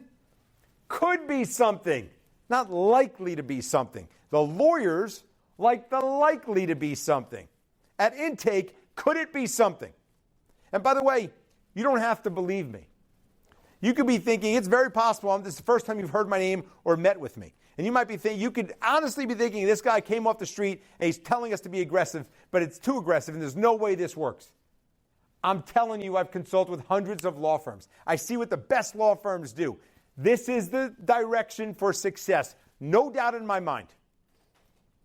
Need written guidelines. The real question is how comfortable, this is the real question, we talked about this. How comfortable are you with withdrawing from representation post-retention? And that's the question.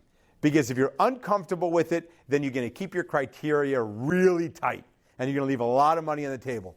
If you're very comfortable with it, then the looser criteria you're going to use. That's what it boils down to when it comes to your qualification criteria, just to be very honest. What you say goes. Not what your intake team says, not what your paralegal says, not what your lawyer says. What you say goes. So if you at the top say, hey guys, for all of these type of immigration cases, if these 5 questions are answered yes, I don't care about anything else. We could gather more information. But if those 5 questions are answered in positive, I want them signed up. I think we can help them. It starts at the top. Everyone in this room. And if you think you're going to have some pushback from lawyers in your office, then sit them down and explain to them why. Because you're the one that's spending money marketing. You're the one. I'll ask another question. Okay? How many personal injury lawyers are there? Raise your hand. 1, 2, 3, 4, 5. Okay. Honestly, how many maybe cases did you settle for at least 6 digits? Maybe meaning at intake, it may be a case, it may not be a case. How many of them settled for at least $100,000? Have you had any? Absolutely. All of you have had at least one, probably many. That's it. That's all I needed to hear. That's all anybody in here needed to hear. If it could be something, if it's worthy of an investigation, if you're comfortable with withdrawing post-retention, then loosen your criteria. Make your want or your qualification rate not 18%, but 38%. Because even if you can't help them, you might create a client advocate. I keep coming back to that. Why a client advocate is so important? Well, let's go back to something else. Because if you gave someone your V card and they're a client advocate, guess who's sharing your contact with other people? Whether you help them or not. I've actually shared contacts with, whether it was a painter or an AC guy or somebody else, that I probably haven't even used just because he's in my phone. And I probably saved it. He didn't send me his V card. I probably saved it because I kept texting with a no-name phone number. Define qualified for the law firm. Explain your reasoning to your attorneys. Retain, then investigate. Not investigate, then retain. This is a major issue for a lot of law firms. They want to get confirmation that they're going to be successful with a case before they sign it up. So what do they say? They say, Mrs. Johnson, if you could just get us that police report, if you could just get us those medical records, if you could just get us that employment document, if you could just get us your Social Security number. Let me tell you something about Social Security number. Who here asks for the Social Security number on the intake call? Good. I was hoping no one raised their hand. There are some law firms that do. Here's what's really interesting. On an intake call, if you ask for the Social Security number, you're turning the client off. And the majority of the time, they're not going to give it. Maybe the last 4 digits. On the first welcoming call, okay, it could be the same day that they become a client.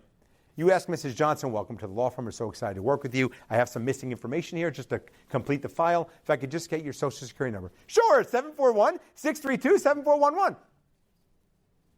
Once they're a client, they're going to give you anything and everything. They're going to go to the end of the world for you. They're going to go to the police department and get a copy of their police report. They're going to go to the hospital and get a copy of their medical records. They're going to get you every document you need after they become a client. But if you ask for any of that before they become a client, well, you just made that bridge that you're supposed to create unappealing. You made them take one of those, moving bridges above the water, asking them to cross that to become a client. No, I just spoke with another law firm. They didn't want me to get their police report. They just said they'll sign me up right now. Regardless of the type of law you do, do not ask your folks, your leads, to do anything. Which also means, by the way, when you send them a document to sign, if you're adding a questionnaire in that little packet of documents to sign, you know what they say to themselves? I'll get to it later. Remove it. We need to figure out what's required information and what's additional information. What's needed, what's wanted. Stick with the needed. We need them to sign an attorney agreement. We don't need them to sign a medical authorization on the first day before they become a client. We need their first name, their last name, their phone number, their email address. We don't need their cousin's phone number yet. Keep it simple, guys. Because the more questions you ask of the caller, the less likely they're moving forward with you. Remember, I understand how complicated what you do is. That is not the question. The question is thinking about what the caller's mindset is. Their mindset is, keep it simple for me, or I think you're going to intimidate me, and I think you're going to hoodwink me. Which gets me to another point. There's a word I want you to remove from your vocabulary when you're speaking with a new claimant. Anybody want to take a guess what that word is? The word is retainer. The word is retainer or contract. Why would I want you to remove those words? That's so, Gary, what are you talking about? We work with retainers, Gary. Yeah, thank you. I'm aware you work with retainers. But we're going to call them agreements. Okay? We're going to make it a little bit subtle. We're going to soften up the relationship a little bit. Because I don't want someone to think that because it's the word retainer, some of us don't get paid up front. But retainer certainly assumes that I do. Contract, shit, what am I signing my life away with? It's an agreement. You agree to be our client. We agree to be your lawyer. That's all it is. Do not scare claimants away. I'm trying to bring you back down to what the claimants are thinking. I know we all went to law school, guys. I also know that I did not. Who here went to business school? Awesome. Amazing. 2. Most lawyers don't go to business school. We got to improvise. We got to figure this out. Retain, then investigate. Not investigate, then retain. Absolutely. So, and don't let me throw you off. No, go for it. We do all that, we send it out, but what we've done, I think we bury too many signatures in there because there's all the CYA, okay, but now we've been burned here, so here, sign. That's why the agreement's 84 pages long. So I get it. What's your position on something like that? Is it a one and done and tell them it's in the contract and don't let them sign every... So my position is think big picture and don't CYA on everything that could happen or on the exceptions, right? I am a firm believer that if you can fit a one-page agreement, everything you need in a one-page agreement, you do that. You got to get a second page in there? I'm hesitating. 3 pages? You're too long now. There are plenty of people who will walk away from your firm strictly based upon the number of pages they have to read or sign, or strictly based upon the number of signatures they have to put in. Think about it when you are at a closing. If any of you have been in a closing for a house, at some point, you sign so many documents, you have no idea what you're signing, but you're already pot committed, so you can't walk out. But if it was the other way around, if you had to sign all those documents before the process started, you would say, well, I don't know if I love the house yet, so I'm not doing that. Not doing that. So I'll walk away for a moment. You can't scare them. You can't scare them. Up until recently, I've seen law firms have 8-page questionnaires, 6-page agreements, and 5 signature pages. Who's signing that? While on the phone, mind you. Because isn't that the goal? Isn't that the goal? In this day and age, the goal is one call sign. The goal is one call sign right now. Yeah, please. By the way, everyone, questions, throw them out there. I don't mind. I love the conversation. On these kinds of like initial agreement, are you putting in like what the contingency is going to be, what the flat fee hourly is later? Is this just an agreement, like you said, sort of we're going to investigate? So your firm gets paid up front to represent somebody? No, but I mean, maybe it's going to, if we end up taking the case, we're going to do it on an hourly or flat fee or contingency. Right. Are you putting the fee terms in that? You could. You could. I'm not against it unless you think, hey, Gary, it's pretty high number and they're gonna be scared away with that. So keep it out. Get them in the door. Get their 1 foot in the door, right? Really appeal to them, and then tell them to keep moving. Here's the next step. You know, they may take us 2 steps back and walk away, but let's get 1 foot in the door so they stop looking. If you can help, many other law firms can help too. And you don't want your price at the outset to take you out of running, right? So if you're able to bring them in either at an inexpensive rate or for an investigative purpose, you should. You absolutely should. Yeah. I've thought that I need to tell clients the price up front to get them to sign up. Yeah. And we've always done that, and that's sometimes slowed us down. Mm-hmm. Am I wrong in thinking that they won't sign up if they don't know the price? So let's define sign up and price. Okay. For your firm, are they, in order for you to begin work, do they have to pay? For many things, real estate transactions. Okay. So for the ones for those situations where you can't begin to start legal work on their behalf and they have to pay first, then absolutely get the price up there. But you have to make sure, see, we all know the term consideration. We all know we're lawyers. What do you get for what you're giving? All that stuff. They have to know what the consideration is immediately. And it's got to appeal to them.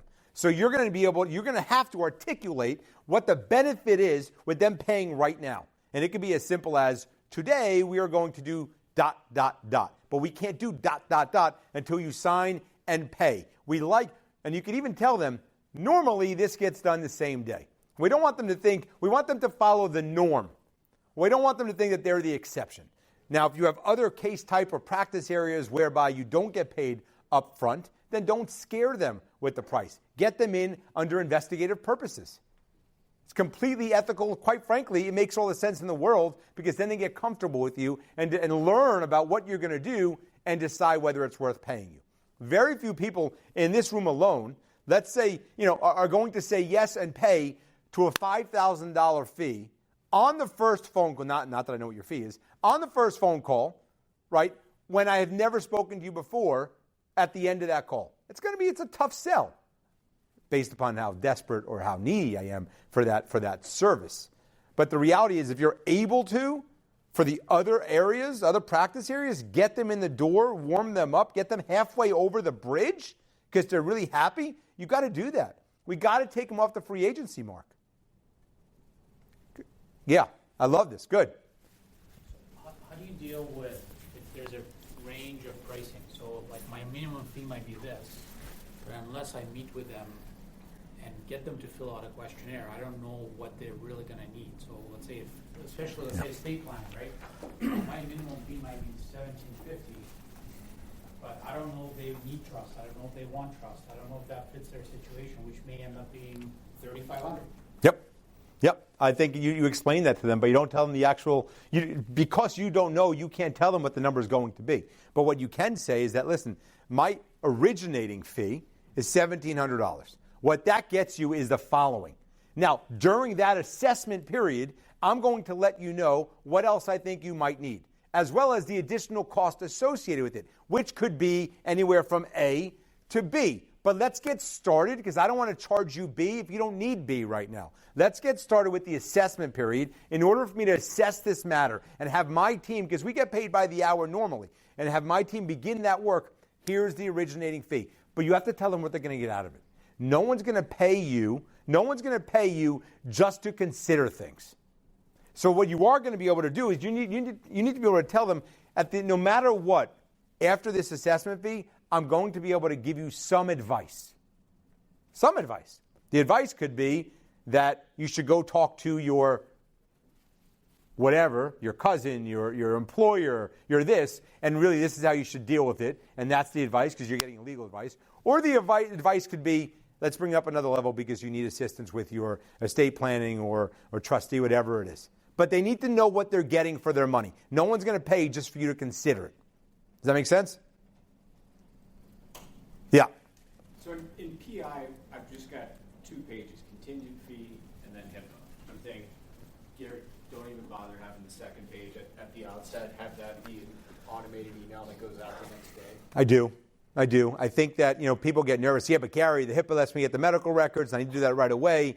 And what if I lose the client? Well, if you lose the client, you're screwed no matter what. It doesn't matter that you spent money on the medical records, right? So to me, it's a 1-page agreement. And then you make sure that you're welcoming team and process. For every law firm in here, you need a welcoming team and process. You can't stop once they become a client. They'll leave you. That's when you get a bad review.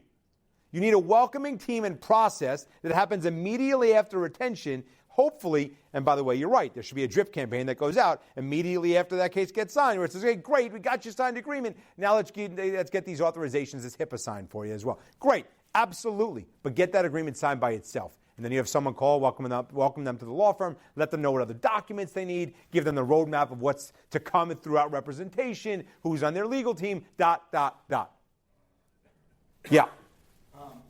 I also do exclusively PI, and we send them the agreement while we're on the phone with them. My question was, my team has gone back and forth and we've debated whether you ask them to read it and sign it while on the phone with you, and there's an awkward few minutes when they're reading this legal document of silence, or whether we confirm they received it and then kind of end the call there. And we've had, I guess, positive and negative experiences both ways. What are your thoughts? Yeah, great question, and I'll give you the answer from my opinion. You stay on the phone. You stay on the phone, and you actually not only do you stay on the phone, but you do your best at summarizing each paragraph. So you give your team a 1 or 2 liner summary of each paragraph. And they can actually say, if Mr. Johnson, if you'd like, I can actually tell you what's in each paragraph. The first paragraph here says that if there are any expenses, the firm is responsible for those expenses. And if the case resolves, well, we get our expenses first, and then we get a fee. Second paragraph here says we might be co-counseling with another law firm. If we do, we have to put in an agreement so that you're aware of it. The third paragraph says this. And most of the time, they're just listening and saying, okay, got it. Okay, got it. There's an awkward silence sometimes. No big deal. Let there be an awkward. I listen to so many awkward silences that end up with a signed agreement. That's fine by me. You want to stay there for that awkward. I'm here for the awkward silence. That's my new T-shirt. I'm here for the awkward silence. Right? You want to be there for the signature, and whatever it takes, you get the signature. It bothers me at the core when I hear, okay, great. Did you get it? Perfect. Sign it when you can, and we'll start working for you, because at that moment, most claimants are ready to move forward. They're ready to move forward. I don't want them now on their own terms to say, let me get back to it tonight or tomorrow. There are things I was supposed to get 2 years ago that I haven't gotten to yet, right? So I don't want them to be in that position. Yes? On a follow-up to hire, we get a lot of pushback on what I found in a law firm, and they charge $500, $1,000 cheaper. So our intake specialist is not be able to come up with a rejection. They basically say, we're just going with somebody's cheaper. We really like the attorney, but we just found someone cheaper. How do we get them back in? Yeah. Okay. So that's sales 101, right? And it really, it's I shouldn't say that. That came out actually pretty arrogantly.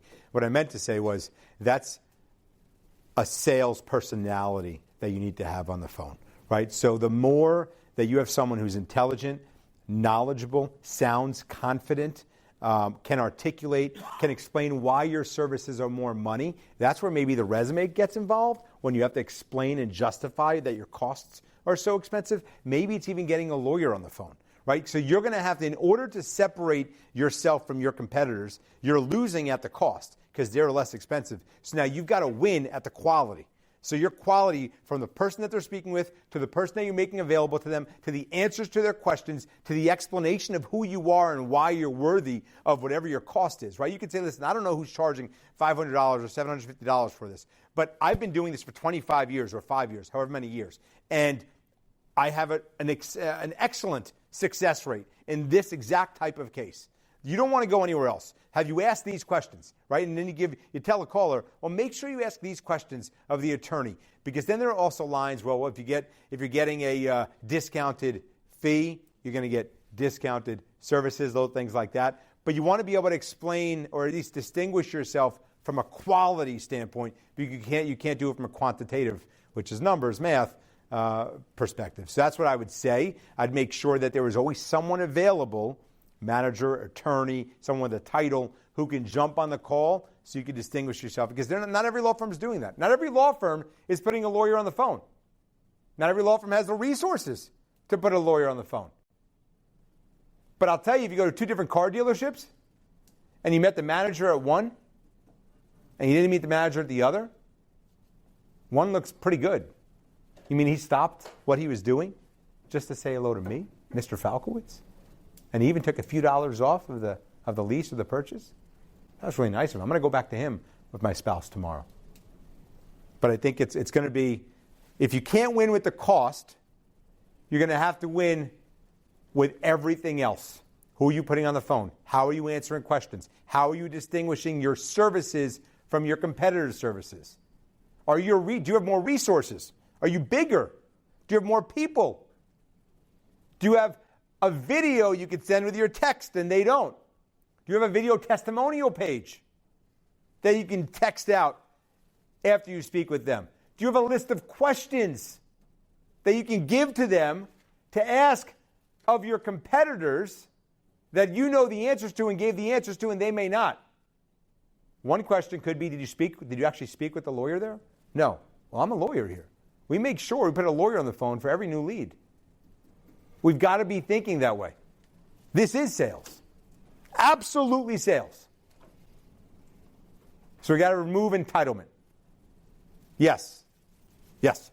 So, criminal defense. Yeah. One way it's different, you've already touched on, you've got to get the payment up front. Yeah. You've got a payment plan.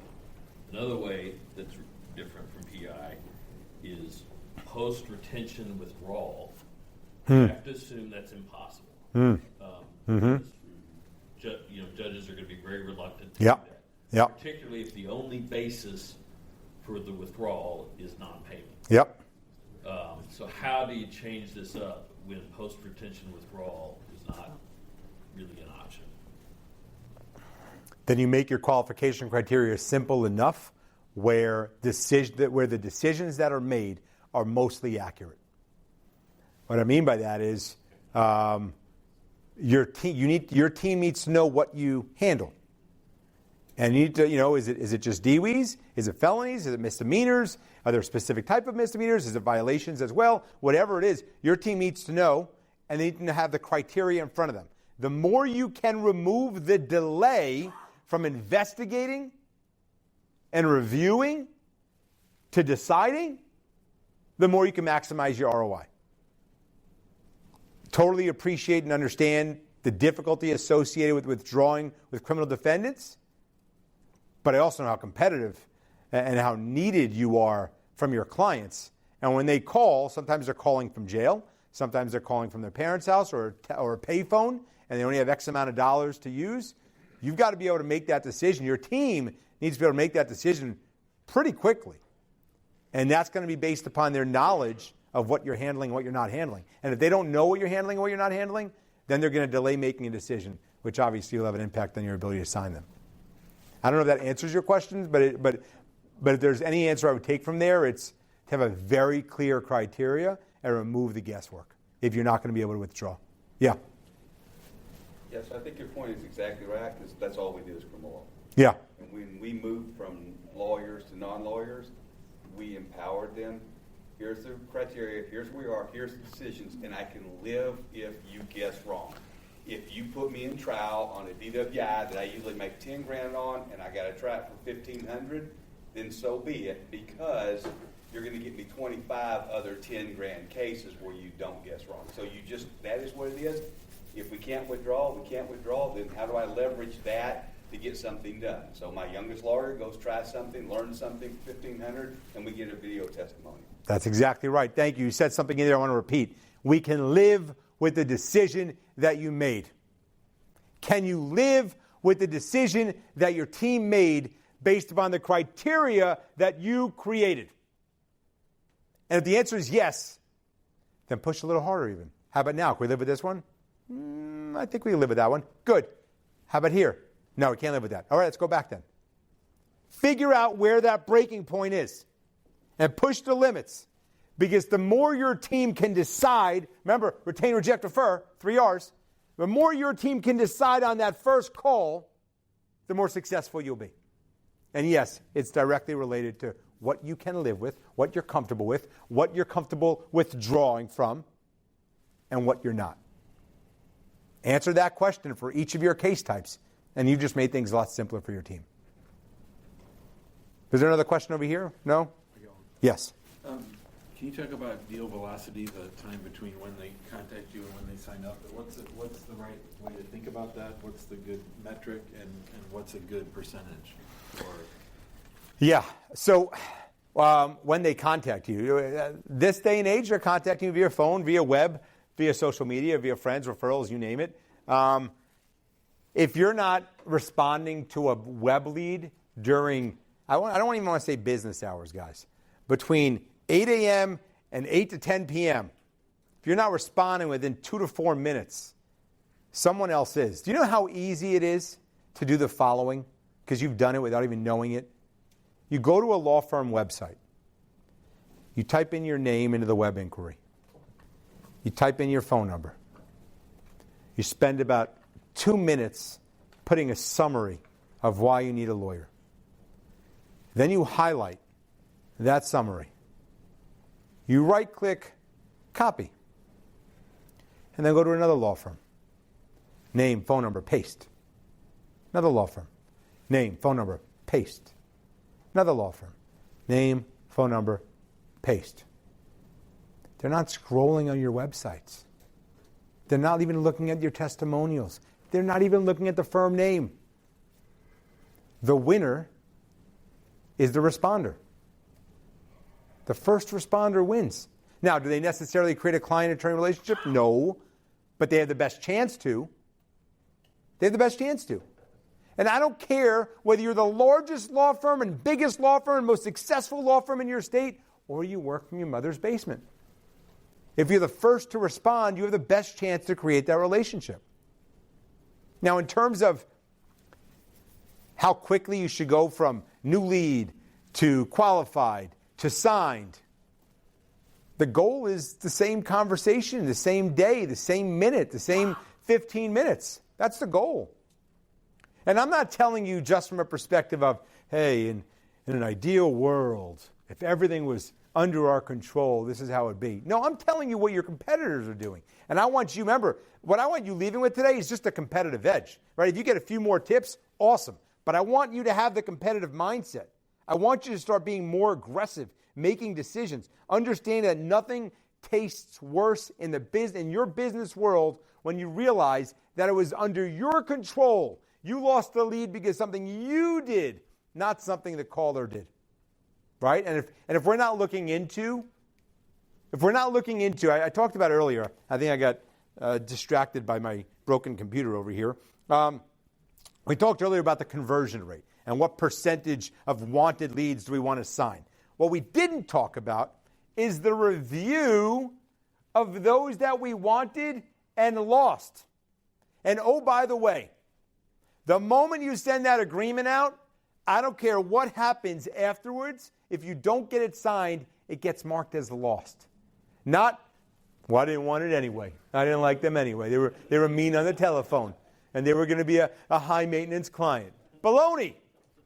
Baloney. If I sent that agreement out, even if 15 minutes later I said, you know what, it's probably not even worth it. No, I lost it. I sent them the agreement. I wanted it signed.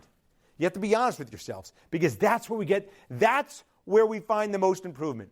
When we look at our lost leads and we start opening up the CRM and we figure out, okay, when did the lead come in? What time and date? When did we call back? Who was it? What was the summary of that conversation? Did we send the agreement out? Did we try to sign it while we were on the telephone? Did we answer their questions? And we go through this whole review and analysis and auditing of that lead. That's where we learn the most about how we could not repeat our mistakes. That's the whole point. We're running a business where we don't want to repeat our mistakes. And the only way to do that is to actually accept that we made a mistake. Right? There's a slide in here I'll get to in a moment, but it just speaks right to it with its image. So what do we want scripting for? We want scripting for everything. right? Our team is not guessing what scripting for how we answer the phones, what the roadmap language is, what the web lead initial follow-up should look like, what the follow-up phone conversations when we qualify somebody are, what our rejected language is, referral language to claimants, what we tell them when we work with another law firm, what we tell other law firms, what our voicemails are, and they should be a little bit different, and what our text messages say. This is the image, right? We cannot be scared if we're looking to lose weight. We cannot be scared to step on the scale. We have to know where we are. And we can't be scared to look into the mirror. We've got to be honest with ourselves. We can't say, well, made a few million last year, doing really well. Yeah, but you could have made 20 million. And you didn't look back. You didn't look at your mistakes. We've got to look at our mistakes. That's how you become a better owner and a better manager. So here are some KPIs that I like to make sure law firms are watching. We talked about your want percentage. We talked about your conversion percentage. When I say generally and individually, I mean generally as a law firm and individually each intake specialist. How are they each doing? Your average time, something Jim was referring to, your average time to follow up on web leads. Guys, if you don't have a report or a dashboard in your CRM that tells you here's your average time between when the lead was generated and when the first call or note was saved, then you're driving blindly. I want to know that. I want to know what it is on Saturdays. I want to know what it is on Friday nights. I want to know what it is Monday mornings. Right? Everybody's Monday morning is crazy and hectic because they take all the weekend leads and they're getting back to everybody. When in reality, the best law firms have resources whereby their Saturday and Sunday is just like a Thursday or Friday. Just throwing it out there. I'm not saying go invest a lot of money and hire 3 people for Saturday or Sunday. I'm just saying that your competitors, the ones that have those resources, that's what they're doing. So you've got to make sure you're not just ignoring your Saturdays and Sundays. Your average number of attempts before quitting. What do you mean quitting, Gary? Because some of us quit. Some of us decide, well, I tried 4 times, Gary. They're not picking up. You tried 4 times. Is it possible that's Memorial Day weekend and they went away with their family? I believe that a new lead should get 10 days of no contact attempts before you stop. I will say that again. 10 days, 10 unsuccessful consecutive days of calling, texting, and emailing, and you could skip a day or 2 in the middle, that's fine, but 10 unsuccessful contact attempts before I walk away. Why? Because I spent money to generate that lead. Why would I be aggressive in closing it out? Why would I not be aggressive in following up? It doesn't make any sense. There are plenty of law firms I've worked with that stop after 3 attempts. Why? Why are we aggressively closing leads as opposed to aggressively following up with leads?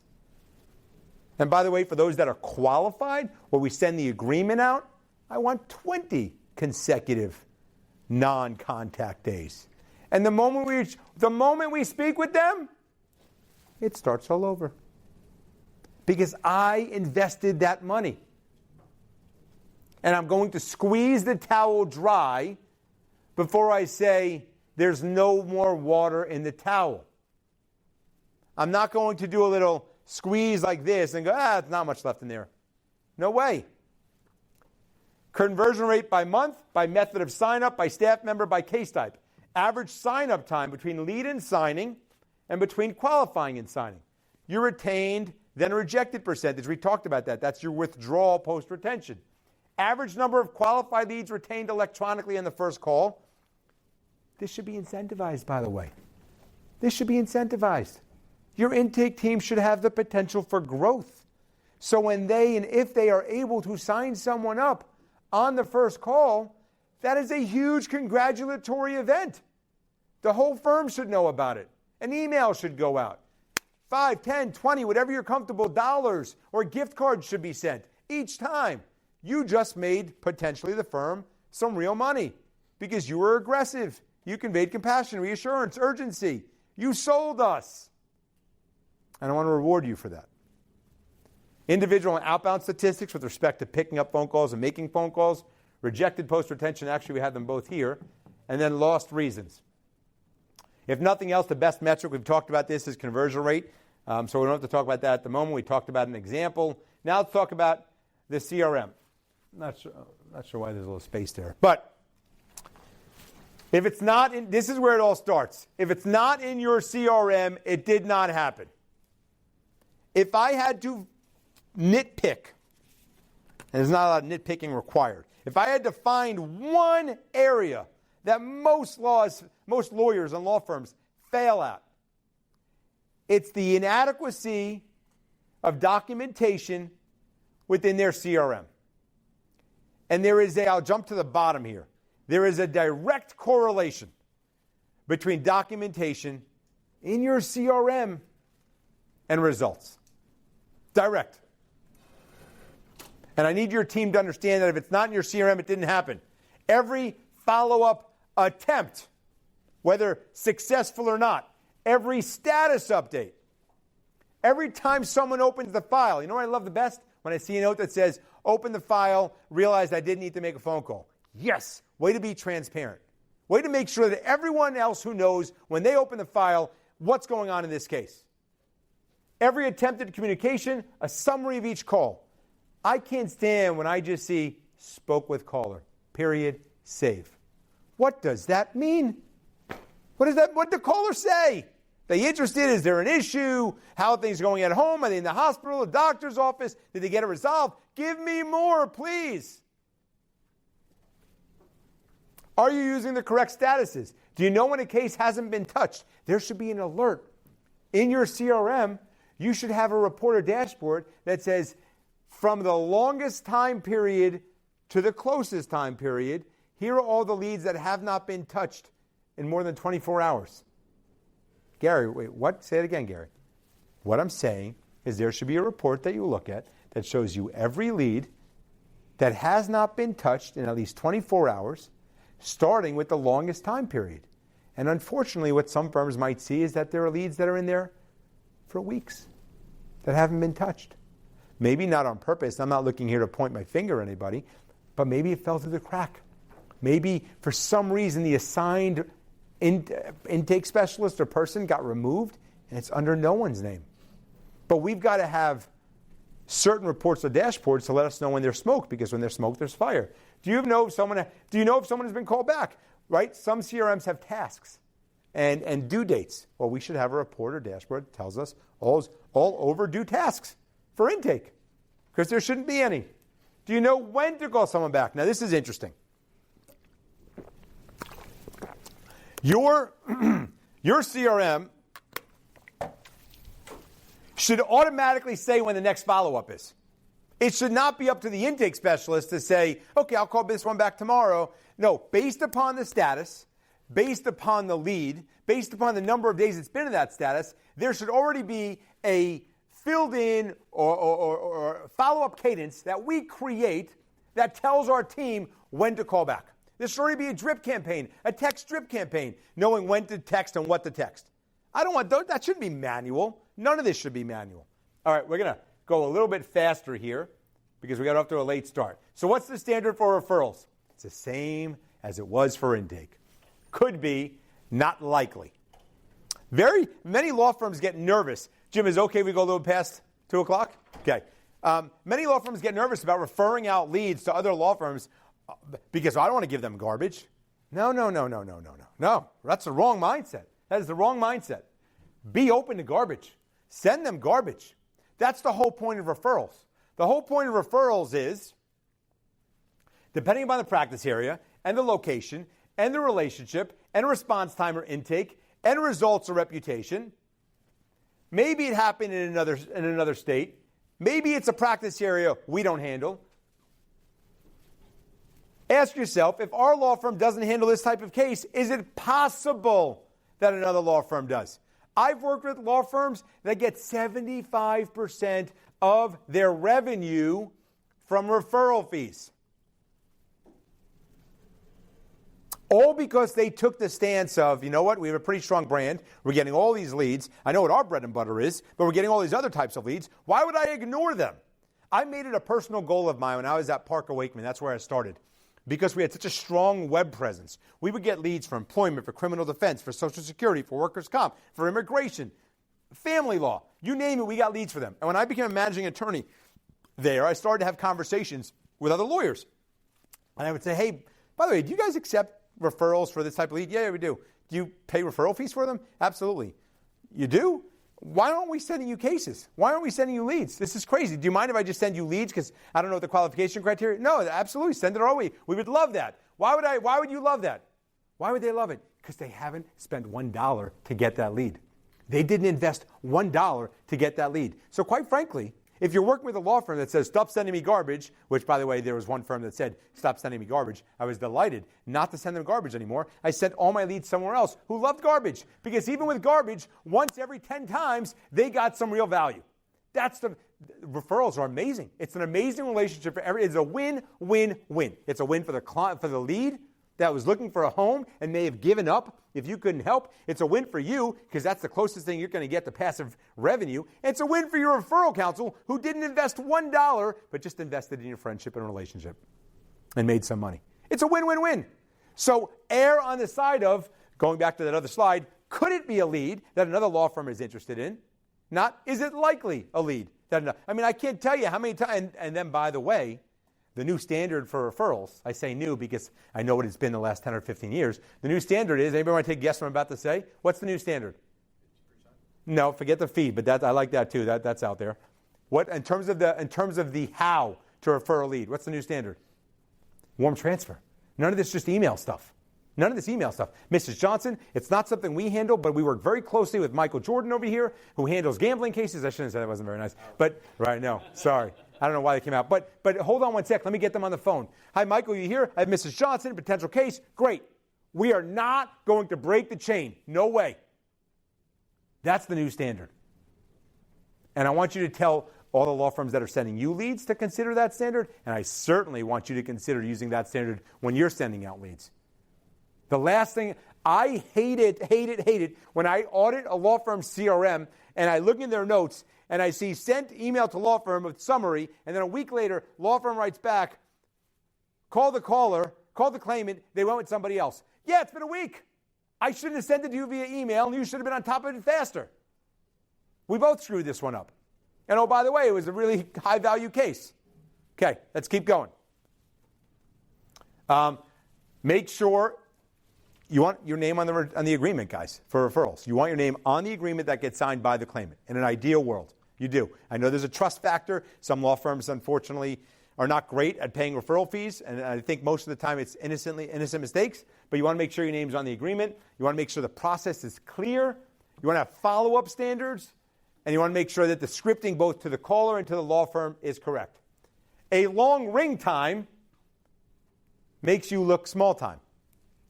Okay, so I talked about this earlier. Automation, integration, innovation, right? I got this whole word thing, all right?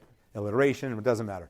We are no longer just 9 to 5. We discussed that, okay? That is where we are in society. You are free to ignore everything I said today and do wonderfully well without me, and that is totally cool and fine. I will not be offended. But you now can't be stubborn or ignorant to what's going on in the real world. This is what's happening in the real world. Electronic signatures is standard. Okay, call centers. So I created a company called Capture Now. Gary, what's Capture Now?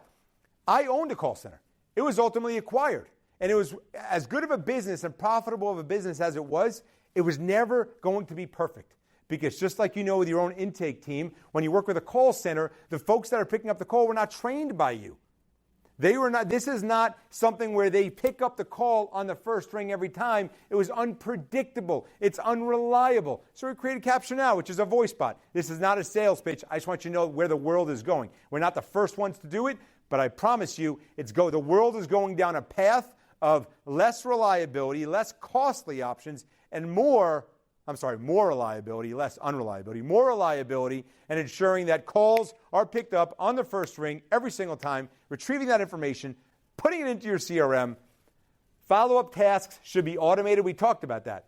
Web inquiries should have an immediate response via text. What I mean by that is this, not just, of course we should respond immediately. I mean they should be automated.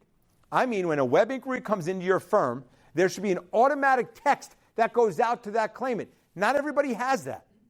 Not everybody has that. So if you don't have that, make sure you talk to whoever's handling your web inquiries and say, wait a second, why aren't we sending an automatic text? Here's what I want to say. Here's what I want to include. All leads should be automatically integrated. So many people work with third-party lead generators, right? And if you have to manually input those leads, you're losing. You're losing because you can't. When? On your time? When you're available? After this meeting? After this phone call? When your person's out sick? Everything this day and age has to be automated. So no matter what third-party lead generator or marketer you might be working with, let's make sure they're integrating into your system. Text messages should include videos. We talked about that. Get your contact in their phones. We talked about that. Client portals are a game changer. I have no investment in any client portal, and I'm convinced that they're going to be a big plus and advantage for us law firms because we can't call clients as much as we want to, but they can always check their client portal. Okay. We're getting close to the end. When should you consider growing or scaling? The reality is, for me, when we start to cut corners in our CRM, that's a clear indicator that either we're behind or we need more people, or someone's not doing what they're supposed to be doing. That's a whole other issue. What you should look for in an intake specialist. Obvious, right? This is the obvious slide of the day, but let's get it out there. Communication skills, sales skills, team player, patient, likable, likes to help others, rule follower, reassuring, compassionate, articulate, understands the subject matter, comfortable improvising. What's not here? What's the one that everyone's looking for that is not here? Almost, but yeah, legal experience. Experience in a law firm. Guys, that's the plus. Right? When we get that, it's like, yes, we hit the jackpot. That should not be the requirement. There are plenty of people out there that have not yet worked in a law firm that are more than capable of crushing that job. Don't hurt yourselves by saying, well, do you have 3 years experience as an intake specialist? No, we'll train them. We'll teach them. They need these skills right here. Okay, now, people remember experiences. One more quick Ethan story. This is really towards the end. It's the last 3 slides. When Ethan was in 8th grade and he was wondering whether to try out for the varsity high school tennis team, they have a JV team too, he said to us, well, I don't want to not make the team because then if I not make the team, I can't play tennis for school. And he was playing all these tournaments. So we said, no, you're first of all, we think you're good enough. And B, you should get out that experience and go try out. He ended up making the team, and the first practice was right after a brief vacation. And we said, let's surprise, Lynn and I, my wife Lynn, so let's surprise the kids. Let's go down to Miami and for a few days, 3 or 4 days, and just wake them up that morning and pack for them. I mean, my wife's really doing all the packing, but whatever. We were packing for them and wake them up and say, we got to go to the airport. And that's what we did. And the kids loved it. And we went down to a hotel called the Aquilina. I don't know if anybody's ever stayed at Aquilina. And it was amazing. It was amazing. We got there, and they had a cake waiting for Ethan and said, congratulations. We have a picture of him holding the cake, and there are balloons in the room, things that we didn't even ask for. We get there, and I'm a big chocolate chip cookie guy. That's my addiction. It's been like 3 months since I've had one. As you can tell, I probably had ice cream. But the point is that they had cookies for us when we got there. They had water for us. We got texts all throughout of our stay about, hey, by the way, if you need help getting dinner reservations, we have this, need this, we have that. And it was constant, positive, amazing experiences, which is why I'm here talking about it. I'm an advocate. Now, they're not paying me. They don't even know I'm doing it. But I had such a good experience that I became an advocate. And I want you all to understand that you are giving an experience from the second they reach out to your firm, whether you reach out to them or not. They're getting a text from you. They're getting a response from you. They're speaking with your intake team. They're speaking with a lawyer. They're represented by a lawyer. It is all an experience. And based upon the experience you give to them, not the results, based upon the experience you give to them, will dictate whether they become an advocate or not. And that's really the ultimate goal. Okay, so this is really the end. I'll show you one more slide, which happens to do with my son, but I have my master class. Come visit it, check it out. It's a once-a-month meeting of like-minded lawyers and owners. We have some of the largest law firms, small law firms, not just personal injury. I mean, Jim's in it. It allows every firm to focus on intake. And I like to equate it to CLE for lawyers, right? CLE lawyers have to do CLE. Where's our intake CLE, right? Where's their constant training and focus, knowing that the law firm is investing in them? There's my contact information. If you want to take any photos of that, I'm sure Jim will share it. But it's Gary at intakeplaybook.com. That's my cell phone number. I'm pretty good at responding. And then only because I made a promise to my son, or to myself about my son. That's Ethan right there. It's my boy, my son Landon, my daughter Reese, my wife Lynn. It's taken probably 2 years ago. We created a foundation. Really proud of the foundation. We created something called the E-Pledge. So the E-Pledge is something where schools do 100 days of kindness, elementary schools and middle schools, where the kids promise to do 100 days of kindness. They have all these activities every week because Ethan was a kind soul. So proud to really make his legacy all about kindness. We partnered with the USTA promoting tennis, and we're teaching children the value of being mentally strong. But guys, I know it got off to a rough start, but I hope that you're leaving here, or when I leave here today, you leave with a competitive edge about how important intake is in the front end of your business is for your firm, and I thank you very much for your time today.